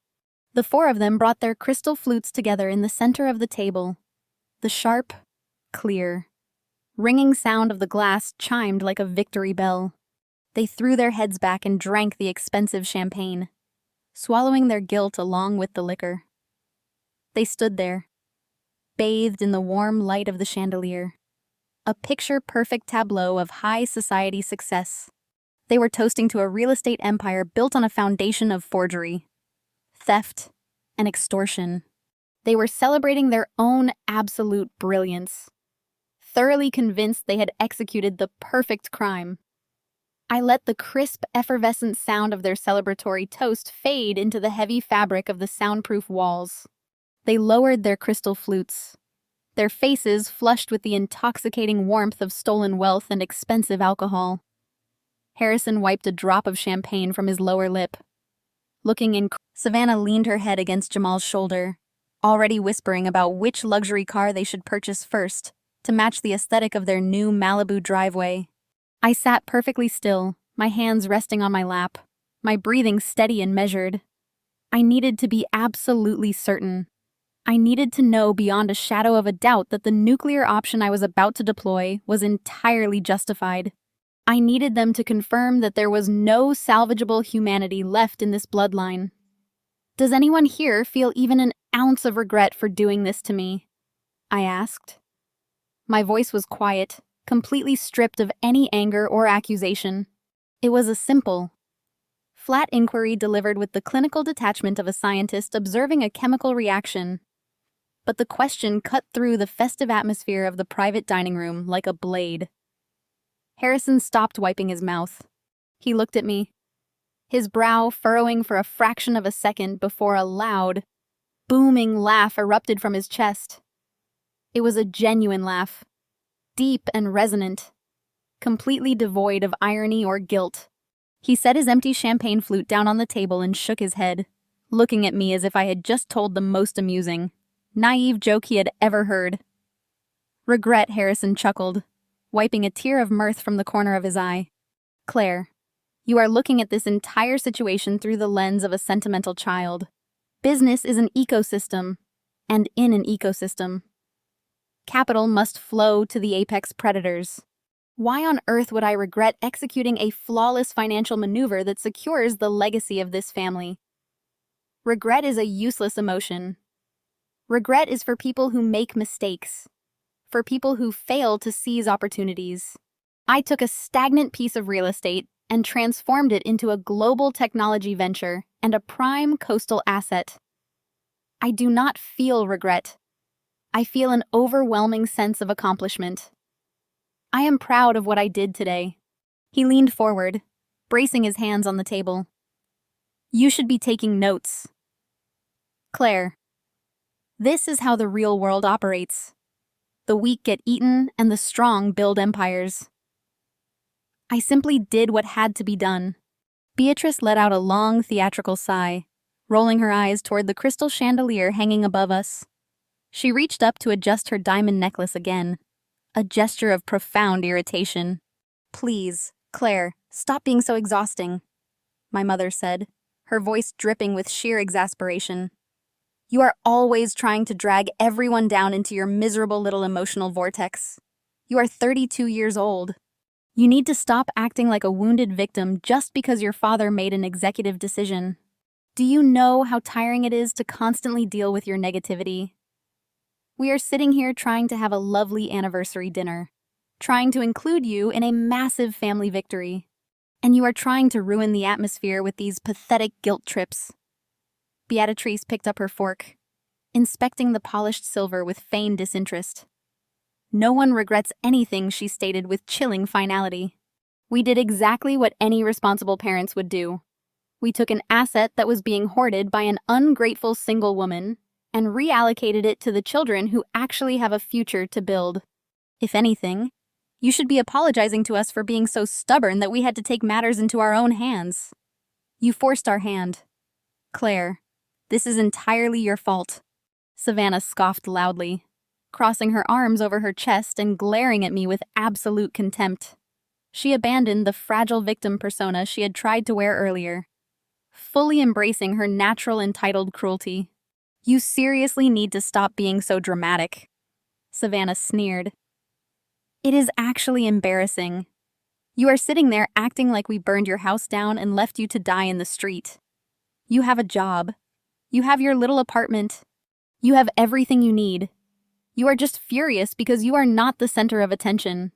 You always make everything about you, Claire. For once in your life. Can you just be happy for me? Jamal and I are about to launch a massive tech company. We are moving to Malibu. We are starting a family, and you are sitting there whining about regret. Grow up. Jamal nodded in agreement, leaning back and resting his hands on his stomach. He looked at me with the cold, calculating gaze of a man who firmly believed he was infinitely smarter than everyone else in the room. It is just business, Claire Jamal added smoothly, a condescending smirk playing on his lips. There is no room for feelings in high-level finance. You had an asset you were not properly utilizing. We found a way to leverage it for maximum return. It is capitalism in its purest form. You got $100,000 for doing absolutely nothing. You should be writing us a thank you note, not asking us to apologize. Just sign the non-disclosure agreement, take your check, and let us enjoy the rest of our champagne in peace. I looked at the four of them, committing their faces to memory. I recorded every word, every eye roll, every arrogant smirk. I had given them one final unspoken opportunity to show a single shred of remorse. If Harrison had hesitated, if Beatrice had looked away in shame, if Savannah had shown even a flicker of guilt, I might have felt a tiny fraction of hesitation about the devastating trap I was about to spring. But they gave me exactly what I needed. They gave me total unapologetic malice. They confirmed that they viewed my destruction not as an unfortunate necessity, but as a righteous, brilliant victory. They did not just steal from me. They believed they were inherently entitled to do so, and they despised me for daring to question their authority. The internal ledger was finally closed. The audit was complete. They had meticulously dug their own graves with every arrogant word they spoke, cementing the absolute fact that they deserved zero mercy. My conscience was perfectly clear, lighter than it had been in years.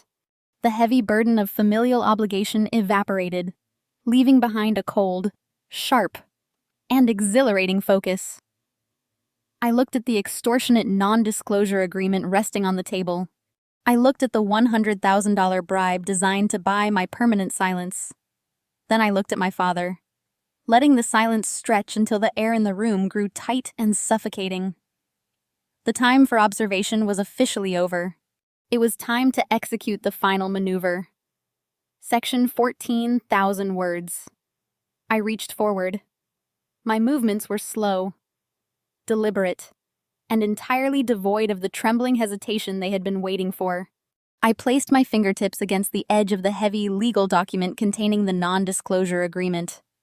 Right next to it sat the cashier's check for $100,000, the insulting fraction of my own wealth they expected me to swallow. I did not pick them up.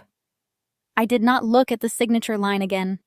Instead, I applied a steady, even pressure and pushed both pieces of paper across the smooth linen tablecloth. They slid past the crystal water goblets, past the silver silverware, and slipped right off the edge of the table. The thick document hit the floor with a dull thud. The check fluttered down beside it, landing face down in the shadows. Harrison's jaw dropped. The booming laugh that had just been echoing off the walls died instantly in his throat. Beatrice gasped, her hand flying to her chest as if I had just slapped her across the face. Savannah and Jamal stared at the floor where their leverage now lay discarded, unable to comprehend the sheer defiance of the gesture. "You actually think you hold all the cards," I said, my voice echoing with absolute crystalline calm. "You have spent this entire evening congratulating yourselves on executing the perfect crime. You mapped out my psychological profile, assuming my silence was submission, and my lack of a husband made me an easy target. But you made one catastrophic miscalculation." I reached into my tailored suit jacket and pulled out my smartphone. I unlocked the screen. I had pre-drafted a message to a very specific contact an hour before I even walked into this restaurant. The message consisted of a single word. Now I pressed send. I placed the phone face down on the table right where their extortion paperwork had been sitting.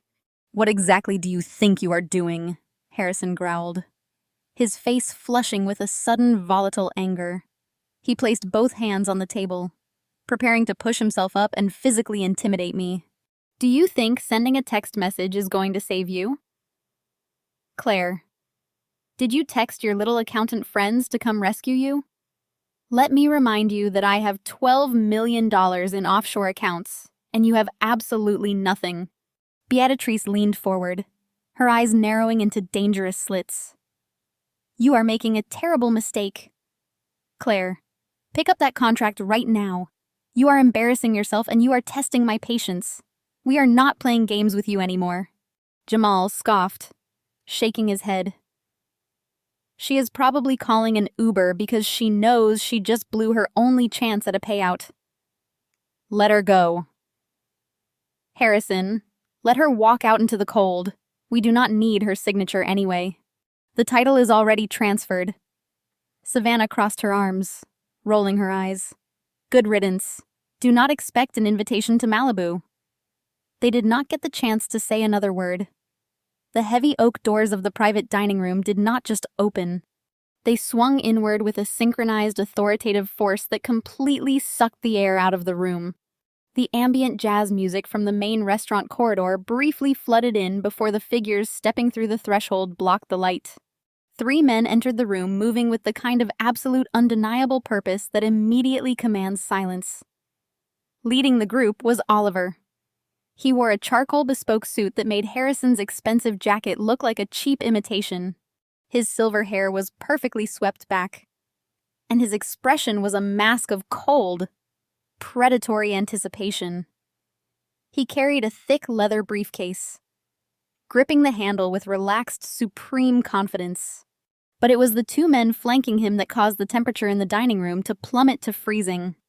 They were not wearing tailored suits. They wore dark, functional windbreakers. Clipped to their belts, catching the dim light of the crystal chandelier, were the unmistakable gold shields of the Federal Bureau of Investigation.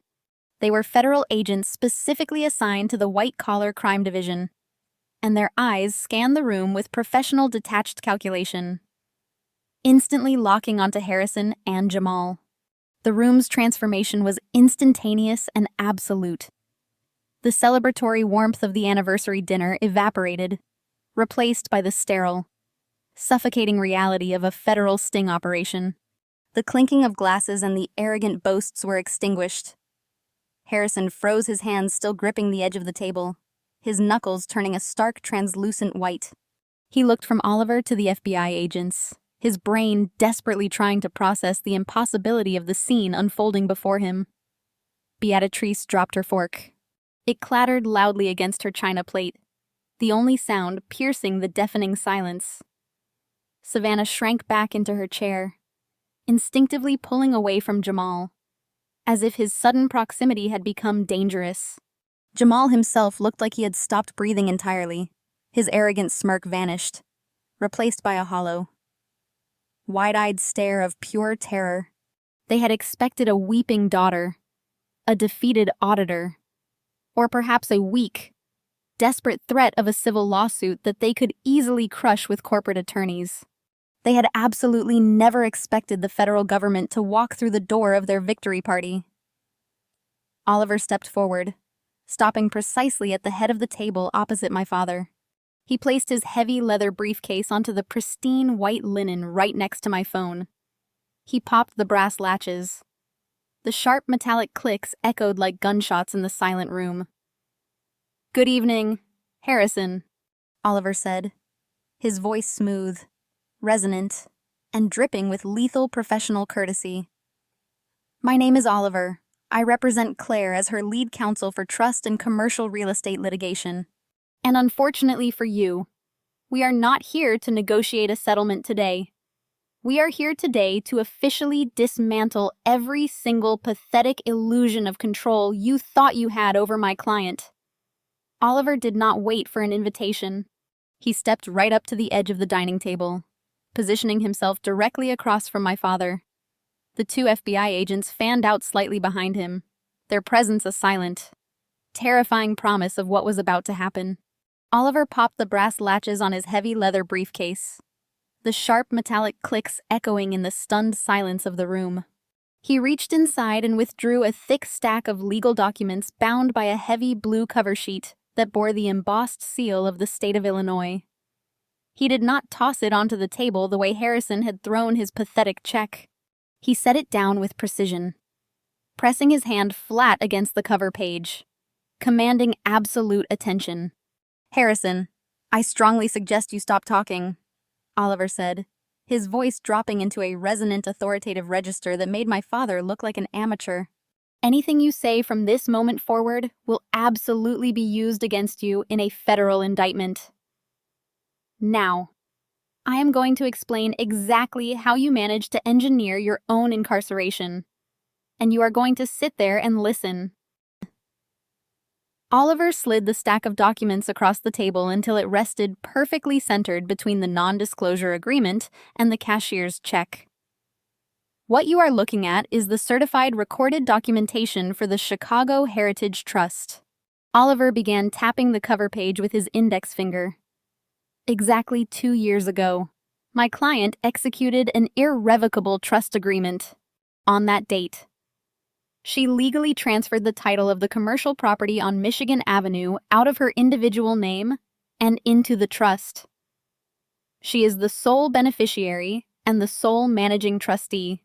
Oliver paused, letting the legal reality of those words hang in the air. He wanted to make sure Harrison was absorbing the full impact of his catastrophic mistake. "Do you understand what an irrevocable trust means?" Harrison Oliver asked, his tone shifting from informative to interrogative.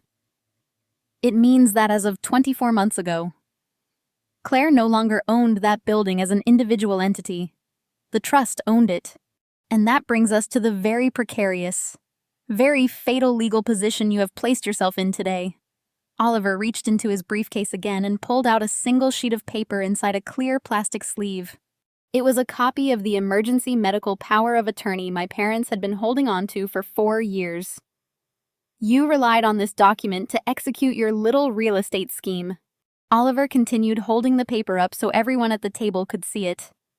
"A temporary emergency medical directive signed 4 years ago. A document that granted you the authority to act on behalf of Claire as an individual person in the event she was incapacitated. But Harrison, that is where your amateur hour legal strategy fell completely apart. Oliver leaned forward, bracing his hands on the table, invading my father's space with the full weight of the law. A power of attorney granted by an individual does not give you the legal authority to act on behalf of a trust, Oliver stated, articulating each syllable with devastating clarity. You cannot sign away assets that belong to a separate legal entity. The moment Claire transferred that property into the irrevocable trust 2 years ago, the power of attorney you are holding became legally dead. It was void. It was completely useless for any real estate transaction involving that building. Harrison's face had drained of all color. The arrogant flush of his champagne toast was entirely gone, replaced by a sickly gray pall. He stared at the trust documents on the table, his mouth opening and closing silently as his brain desperately tried to find a loophole in Oliver's airtight explanation. "You committed title fraud," Harrison Oliver said, stepping back and folding his arms. "You marched into a title company, presented a voided legal document, and fraudulently signed a deed transfer on a $12 million property you had absolutely no legal authority to sell. The escrow officer accepted it because you are her father, and people tend to trust distinguished-looking older men in expensive suits. But their negligence does not absolve you of the crime. You lied about your authorization.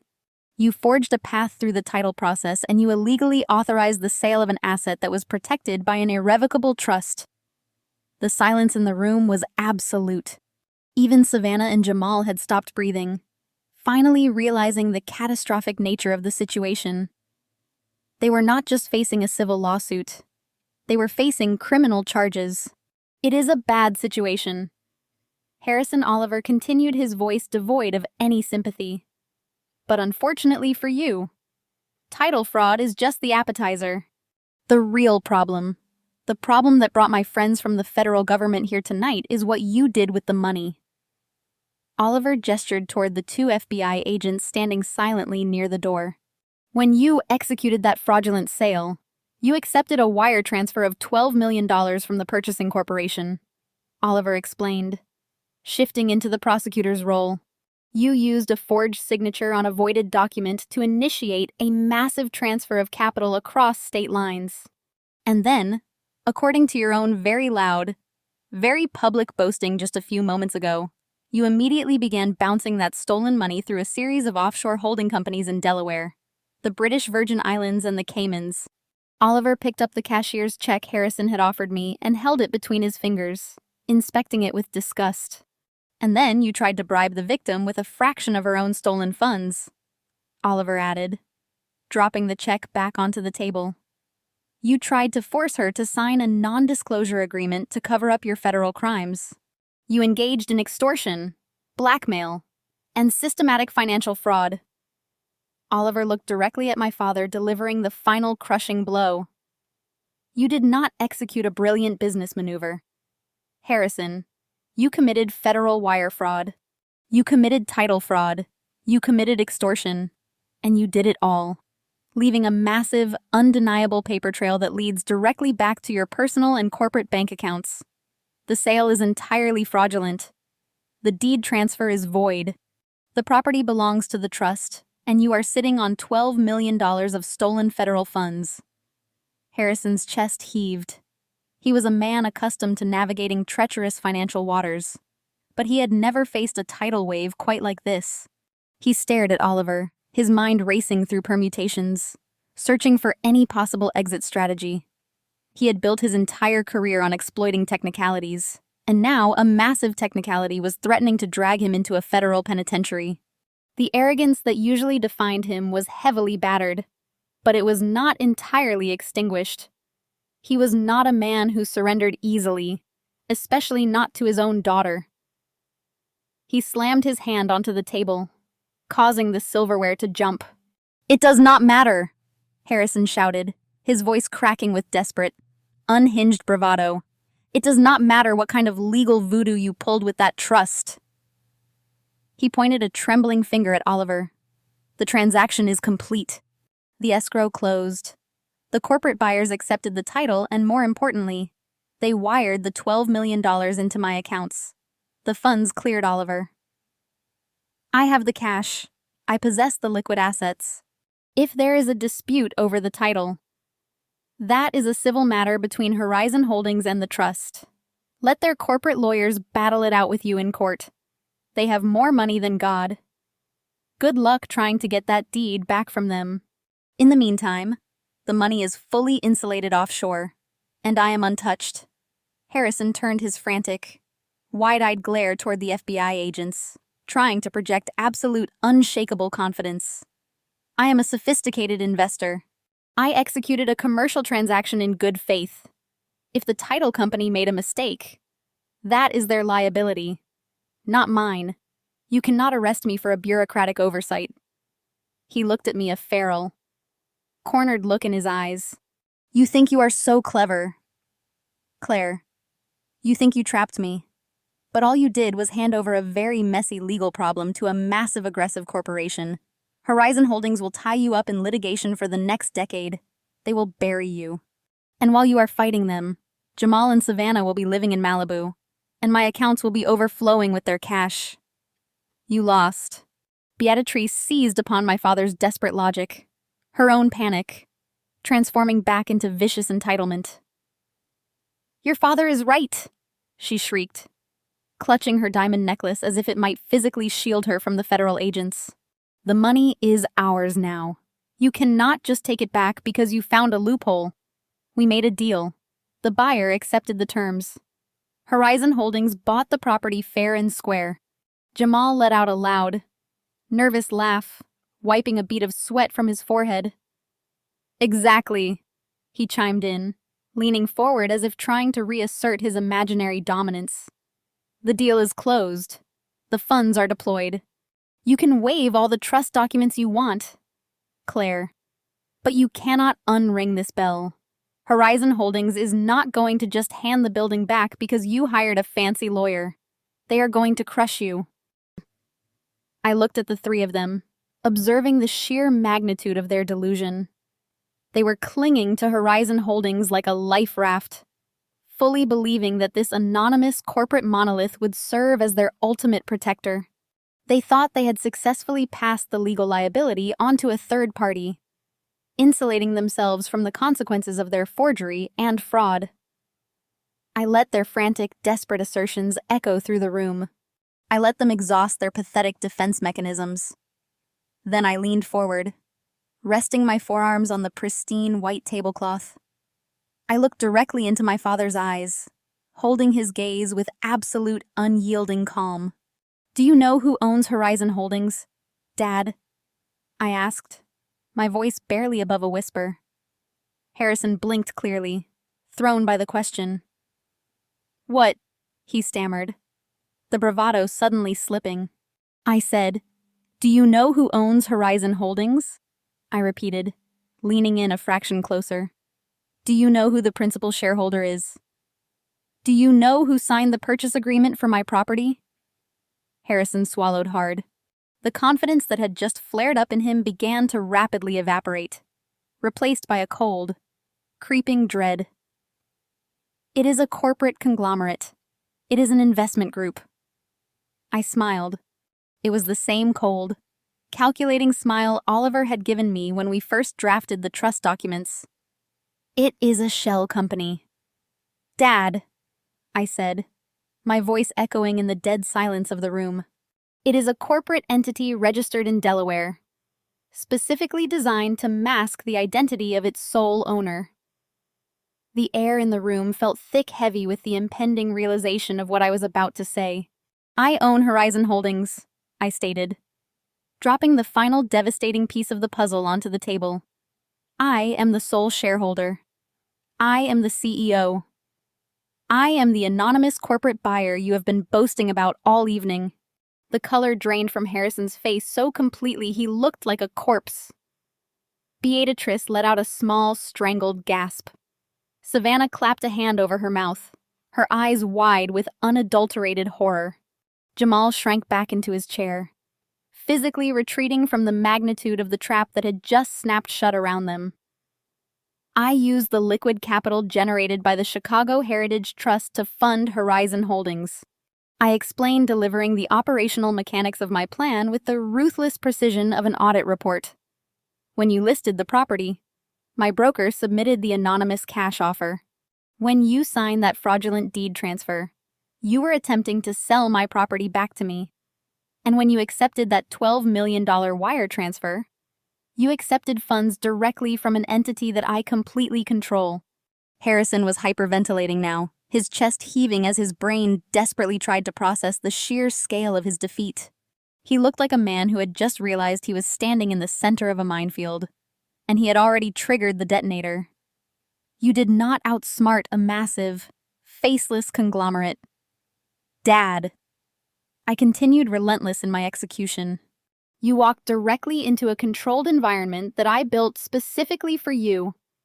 You initiated a wire transfer across state lines using a forged signature on a voided power of attorney, and you accepted $12 million of my money.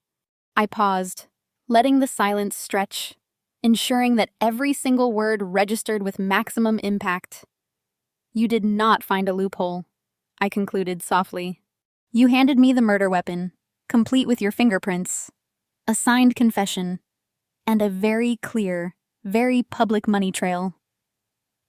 The silence in the room stretched until it felt like a physical weight pressing against their chests. I watched my father's eyes dart wildly around the private dining room, searching for a conceptual emergency exit that simply did not exist. I leaned back in my chair, folding my hands loosely in my lap. I wanted to sell the building anyway, I stated, my voice echoing with clinical precision. Managing commercial real estate was becoming a tedious distraction from my actual career as a financial auditor. The trust had officially authorized a liquidation strategy months ago, but I knew that if I put the property on the open market legitimately, you would instantly try to interfere. You would file frivolous injunctions, claim mental incompetence, or try to bleed the estate with administrative legal disputes. I needed a clean break. I needed to liquidate the asset while simultaneously removing your toxic influence from my financial life forever. So, I built Horizon Holdings. I continued laying out the architecture of my plan. I registered the Shell Corporation in Delaware to ensure absolute impenetrable anonymity. Then I legally authorized my financial managers to transfer $12 million of liquid capital from the Chicago Heritage Trust directly into Horizon's operating accounts. Once the Shell company was fully funded, I hired an aggressive corporate broker to approach you. I knew you were actively shopping my property on the black market using that voided power of attorney. I knew you were desperate for cash to fund Jamal's failing tech startup before his creditors forced him into bankruptcy. When my broker presented you with an anonymous all-cash offer for the exact maximum valuation of the building, you did not even bother to perform basic due diligence. You were so blinded by your own insatiable greed that you skipped every standard security protocol. You just saw a mountain of cash and sprinted blindly toward the edge of the cliff. Harrison's mouth opened and closed.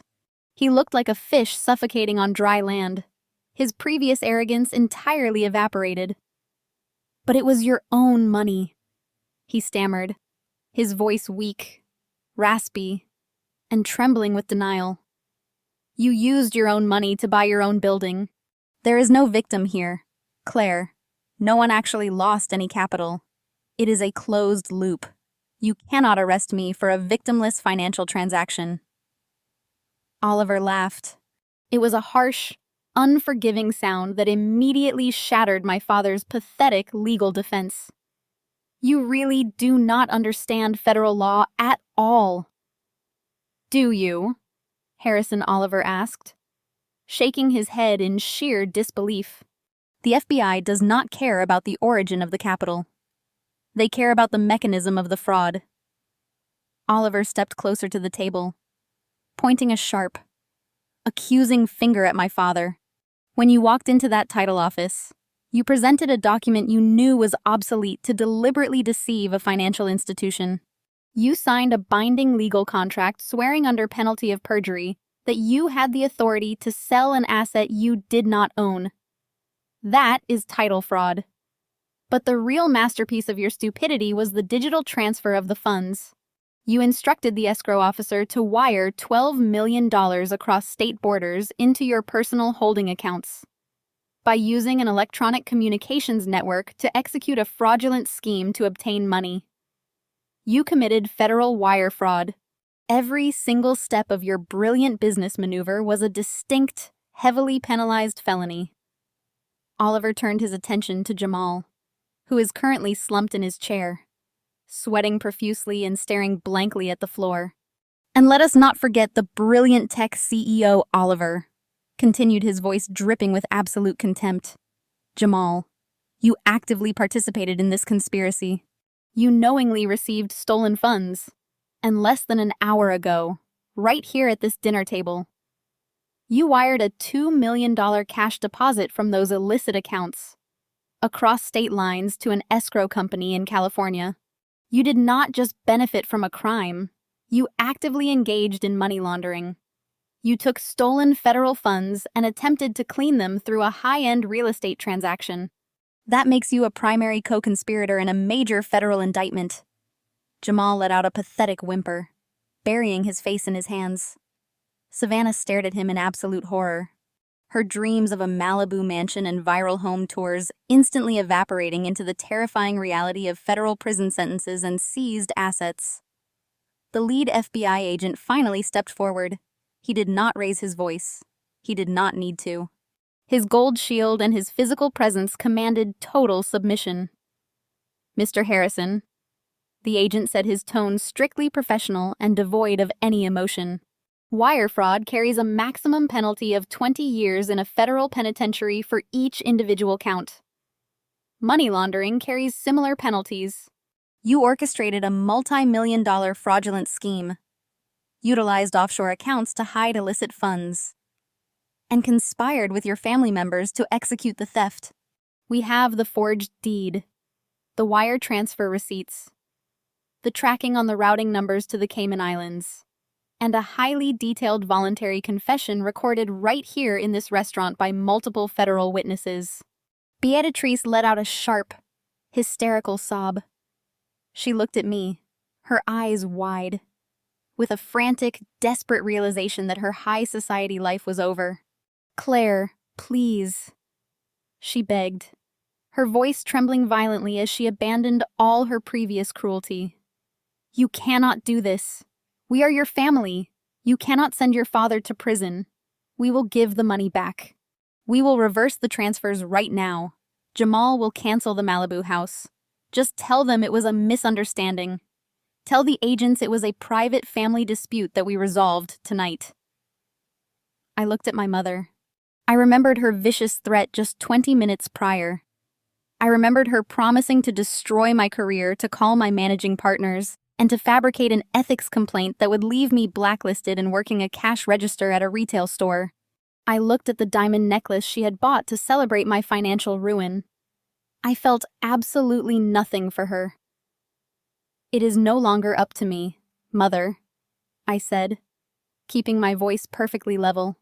"You committed a crime against the United States government. The FBI does not drop federal felony charges just because you offer to return the stolen money after you get caught. And frankly, even if I possessed the power to stop them, I would not lift a single finger to help you. You spent this entire evening bragging about my destruction. You tried to blackmail me with my career. You threw a $100,000 bribe in my face and told me I was dead to you. You made your choices with absolute, unyielding malice. Now you get to experience the inevitable consequences." I looked down at the non-disclosure agreement resting on the floor where I had pushed it earlier. "You wanted a signed confession tonight," I added, addressing Harrison one last time.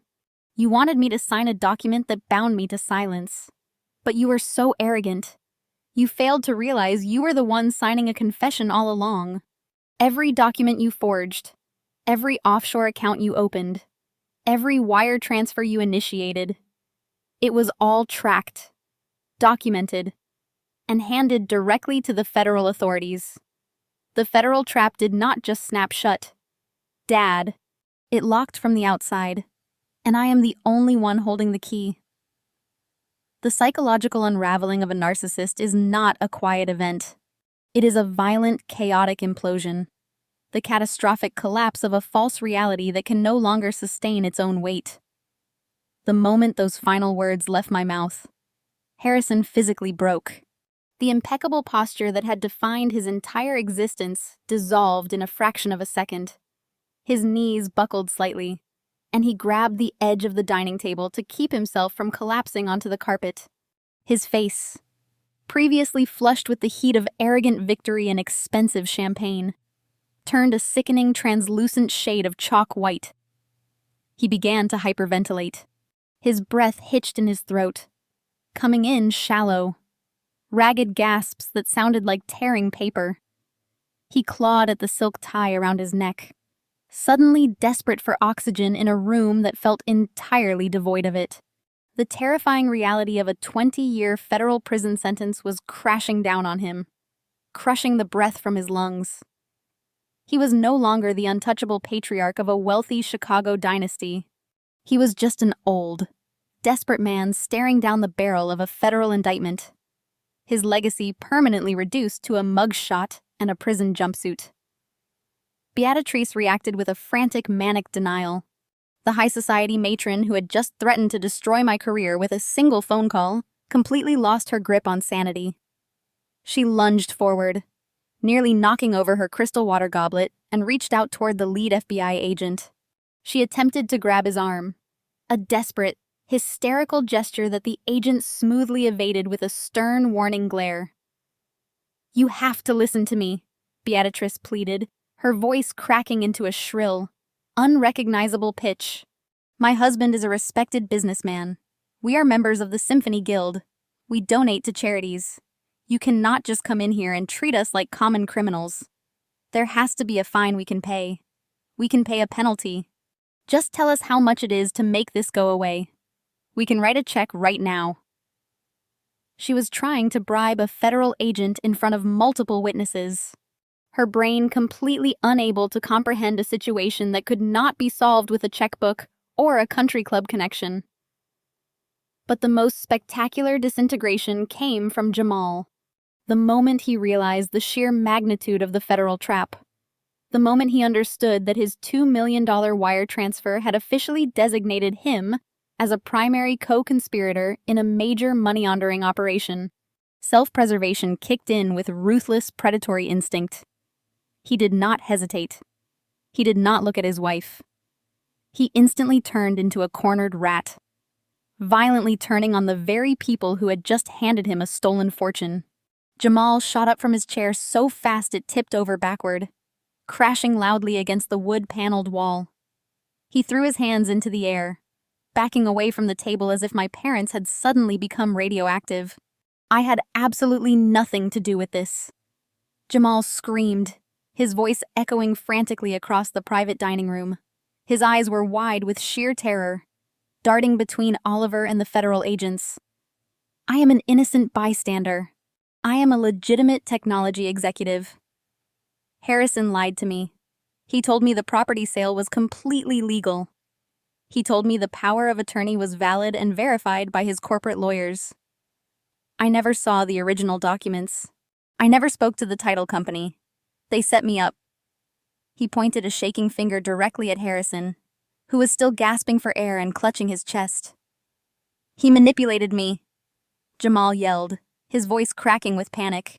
He knew my startup was looking for legitimate venture capital, and he used my company to launder his stolen money. He is the mastermind. He and Beatrice orchestrated the entire fraud to steal from their own daughter. I am a victim of their deception. I will testify to everything. I will give you access to all my corporate accounts. Just look at the communication logs. I thought it was a clean investment. You cannot hold me responsible for the psychotic greed of my in-laws." Savannah stared at her husband in absolute paralyzed horror. The man who had been kissing her head and promising her a Malibu mansion just 10 minutes ago was now screaming at federal agents. desperately trying to throw her parents into a federal prison to save his own skin. The perfect, curated influencer marriage shattered into a million jagged pieces right in front of her eyes. Jamal. What are you doing? Savannah shrieked, tears of genuine panic finally streaming down her face. Those are my parents. You cannot say those things about them. You knew exactly where that money came from. We celebrated it in the car on the way here. We picked out the house together. Shut up. Savannah.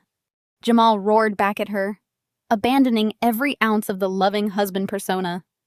He glared at her with pure, unadulterated venom. You are just as crazy as they are. You all sat around plotting how to steal from Claire, and you dragged my reputation into the mud with you. I am not going to federal prison because your father is a white-collar thief and your mother is a sociopath. I am cooperating with the authorities. I am giving them everything they need to lock Harrison away forever. The narcissistic family unit, stripped of its power, and its primary scapegoat immediately began to cannibalize itself. Without me there to absorb their toxicity. Without my inheritance to fuel their delusions of grandeur. They turned their vicious predatory instincts upon each other. It was a terrifying, mesmerizing spectacle of absolute moral bankruptcy. Harrison tried to speak, tried to defend himself against Jamal's vicious accusations, but his voice was nothing more than a weak, breathless wheeze. Beatrice spun around to scream at Jamal, calling him a pathetic, failing grifter who had leeched off her family for years, completely forgetting her attempts to bribe the federal agents just moments before. Savannah sobbed hysterically, caught in the crossfire between her treacherous husband and her criminal parents. I sat quietly watching the empire burn. I did not feel a single drop of pity. I did not feel a sudden urge to rescue them from the flames. I simply watched the inevitable consequence of a lifetime of arrogance, cruelty, and unbridled greed. They had built a house of cards on a foundation of lies, and a single breath of truth had brought the entire structure crashing down on their heads. They had meticulously dug their own graves, and now they were shoving each other into the dirt, desperate to survive the fallout of their own spectacular failure. The cacophony of betrayal echoing around the private dining room reached a fever pitch. Jamal was still shouting frantic accusations at my parents, desperately trying to construct a narrative where he was a naive victim of their master manipulation. Harrison was clutching his chest, his breath wheezing as the terrifying reality of federal prison crushed the last remnants of his arrogant facade. Beatrice was paralyzed, her eyes darting between the FBI agents and her treacherous son-in-law. Completely incapable of formulating a defense that could save her high society reputation. Amidst this spectacular collapse, Savannah suddenly realized she was entirely exposed. The protective shield she had relied on her entire life. Her father's financial bullying, her mother's vicious social maneuvering, and her husband's inflated tech persona were completely obliterated. She was standing in the epicenter of a federal crime, and the only person holding the key to the exit was the sister she had spent the last hour ruthlessly mocking. Savannah scrambled out of her chair, her movements clumsy and frantic. The confident, entitled influencer who had sneered at my career and my lifestyle vanished, replaced by a terrified, desperate child. She practically threw herself across the plush carpet of the private dining room, closing the distance between us. Before I could fully process her sudden movement, she fell heavily onto her knees right in front of me. She reached out with trembling hands, her perfectly manicured fingers desperately grabbing the hem of my tailored navy skirt. She looked up at me, her face a messy, chaotic portrait of sheer terror. The tears streaming down her cheeks were no longer the manufactured theatrical drops she had used earlier to gain sympathy. They were raw, ugly tears of absolute panic. "Claire, please," Savannah sobbed, her voice cracking as she clutched the fabric of my skirt. "Please, you have to stop this. You have to tell them it is a mistake. We are sisters.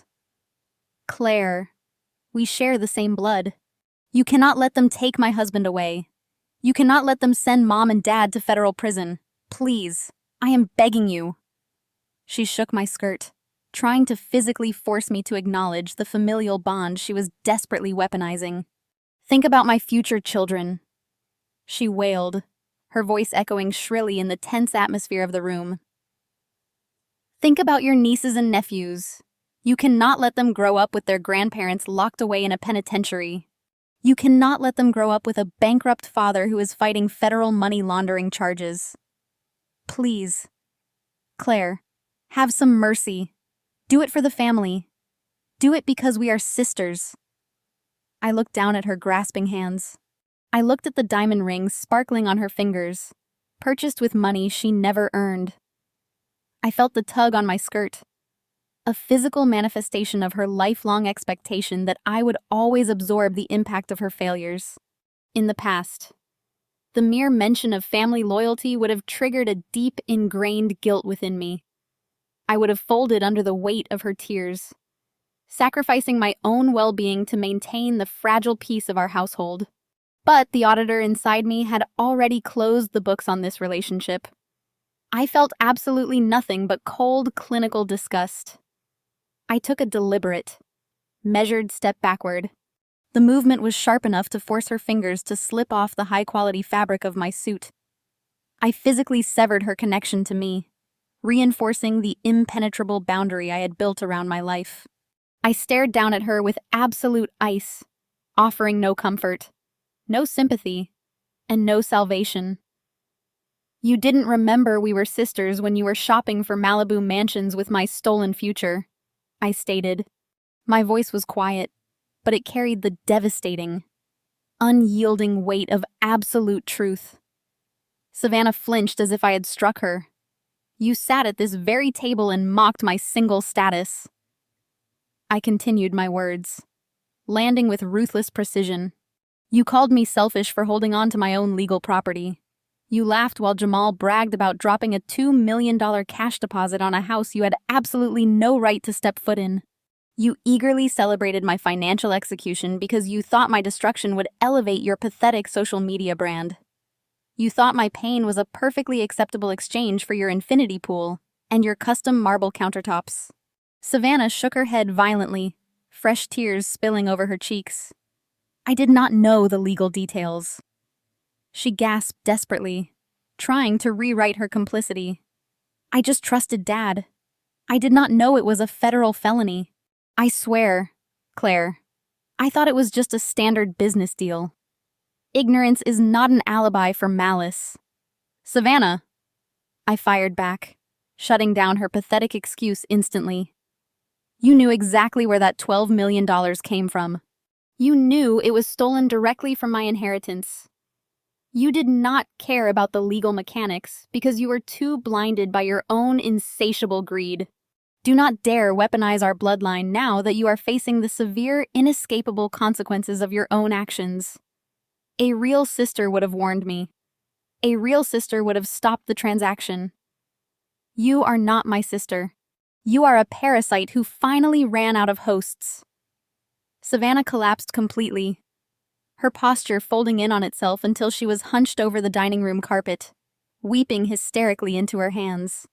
It was the absolute dismantling of the golden child syndrome. For 29 years, she had navigated the world without ever facing a single boundary.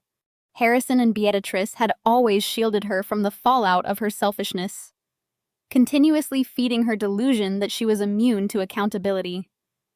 Now the shield was permanently shattered. The reality of the real world had finally breached the walls of her privileged existence, and it was crushing her. "And as for your hypothetical children," I added, my voice slicing through her loud, ragged sobs to deliver one final reality check. "The absolute greatest gift I can give them is ensuring they do not grow up in a luxury compound funded by federal wire fraud.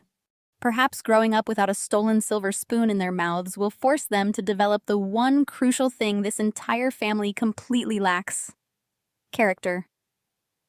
The FBI agents stood silently by the doors, their expressions stoic and watchful. They did not intervene, allowing the toxic family dynamic to completely resolve itself in the harsh, unforgiving light of justice. The shift in power was permanently cemented. I stood tall, the untouchable auditor who had engineered her own salvation. Savannah remained sobbing on the floor, a broken, empty shell, finally forced to pay the devastating invoice she had spent her entire life running away from. I turned away from my sister, leaving her shivering on the floor of the private dining room, and directed my attention to the men in the dark windbreakers. The lead FBI agent gave a sharp, subtle nod to his partner. The educational portion of the evening was officially concluded. It was time for the tactical execution. The two agents moved with a swift, synchronized efficiency that instantly drained whatever residual defiance remained in the room. They bypassed the overturned chairs and the discarded extortion documents, converging directly on their primary targets. Harrison and Jamal were hauled to their feet.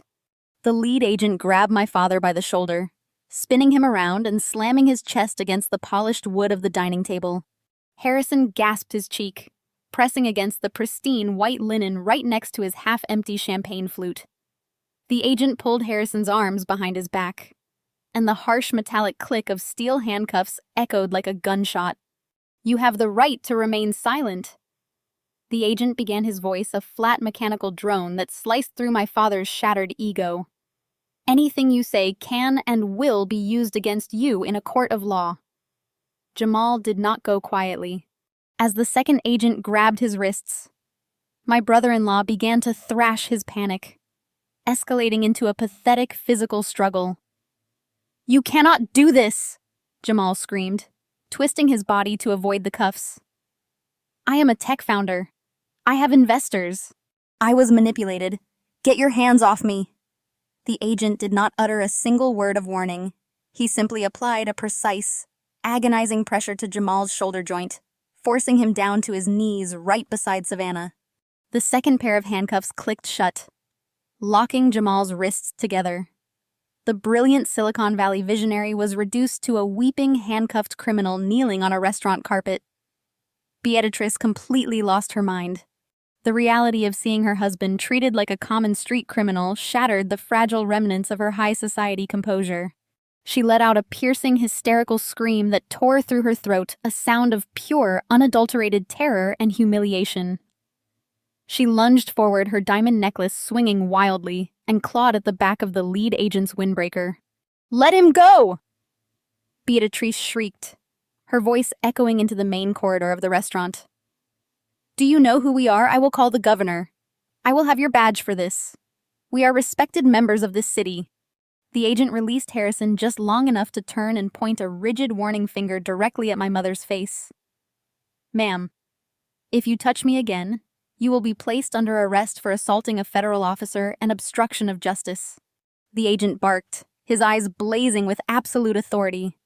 "Step back and remain silent, or you will be leaving this restaurant in handcuffs as well." Beatrice recoiled as if she had been struck by lightning. She stumbled backward, crashing into a serving cart and sending a stack of silver plates clattering to the floor. She covered her mouth with her trembling hands, finally realizing that her country club connections and her expensive wardrobe held absolutely zero currency in the face of a federal indictment. She was powerless, as the agents hoisted Harrison back to his feet to begin the perp walk. My father managed to twist his neck to look at me one last time. His eyes were bloodshot, filled with a toxic mixture of hatred and desperate denial. "You think you won, Claire Harrison," spat his voice, trembling with venom. "I still have the offshore accounts. The $12 million cleared. You can lock me up, but I will make sure you never see a single penny of that money again. Horizon Holdings paid the cash, and it is hidden where your lawyers can never touch it." I stepped directly into his line of sight, blocking his view of the exit. I looked at the defeated, handcuffed man who had spent 32 years underestimating my intelligence, and I delivered the final, fatal financial blow. "You really do not pay attention to anything I say, Dad," I replied, my voice completely devoid of emotion. "I am an auditor. I track anomalies for a living. I did not just build a trap to catch you stealing the deed. I built a financial net to catch the capital." The moment you initiated that wire transfer from Horizon Holdings to your domestic account. My legal team flagged the transaction with the Financial Crimes Enforcement Network. The federal government tracked every single digital footprint you left. Harrison's eyes widened, the last drop of hope evaporating from his system. Those offshore accounts in the Caymans. I continued leaning in closer so he could hear every syllable of his ruin. They were frozen by an international federal injunction 30 minutes before I walked into this restaurant. The $2 million cash deposit Jamal sent to California seized under federal asset forfeit laws. Every single dime you attempted to launder is currently being held in a secure government escrow account. By the end of the week, the entire $12 million will be seamlessly routed right back into the Chicago Heritage Trust. You have absolutely nothing. You are completely bankrupt. I stepped aside, gesturing politely toward the heavy oak doors. The agents pushed Harrison and Jamal forward, marching them out of the private dining room. Through the open doors, I could see the horrified faces of the restaurant patrons and the elite diners pointing and whispering as two prominent Chicago businessmen were paraded through the establishment in federal handcuffs. Beatrice stumbled blindly after them, weeping hysterically, entirely ignoring Savannah, who was still curled in a fetal position on the floor. I did not follow them. I stood in the quiet wreckage of the private dining room and turned to Oliver. The ruthless attorney packed the trust documents back into his leather briefcase, snapping the brass latches shut. He looked at me and offered a respectful, deferential nod. "A flawless audit," Claire Oliver said. I looked down at the floor one last time. Resting near the toe of my sensible shoe was the cashier's check for $100,000 and the draconian non-disclosure agreement my father had tried to use to silence me. I left them right there in the dirt, exactly where they belonged. I walked out of the restaurant and stepped onto the busy Chicago pavement.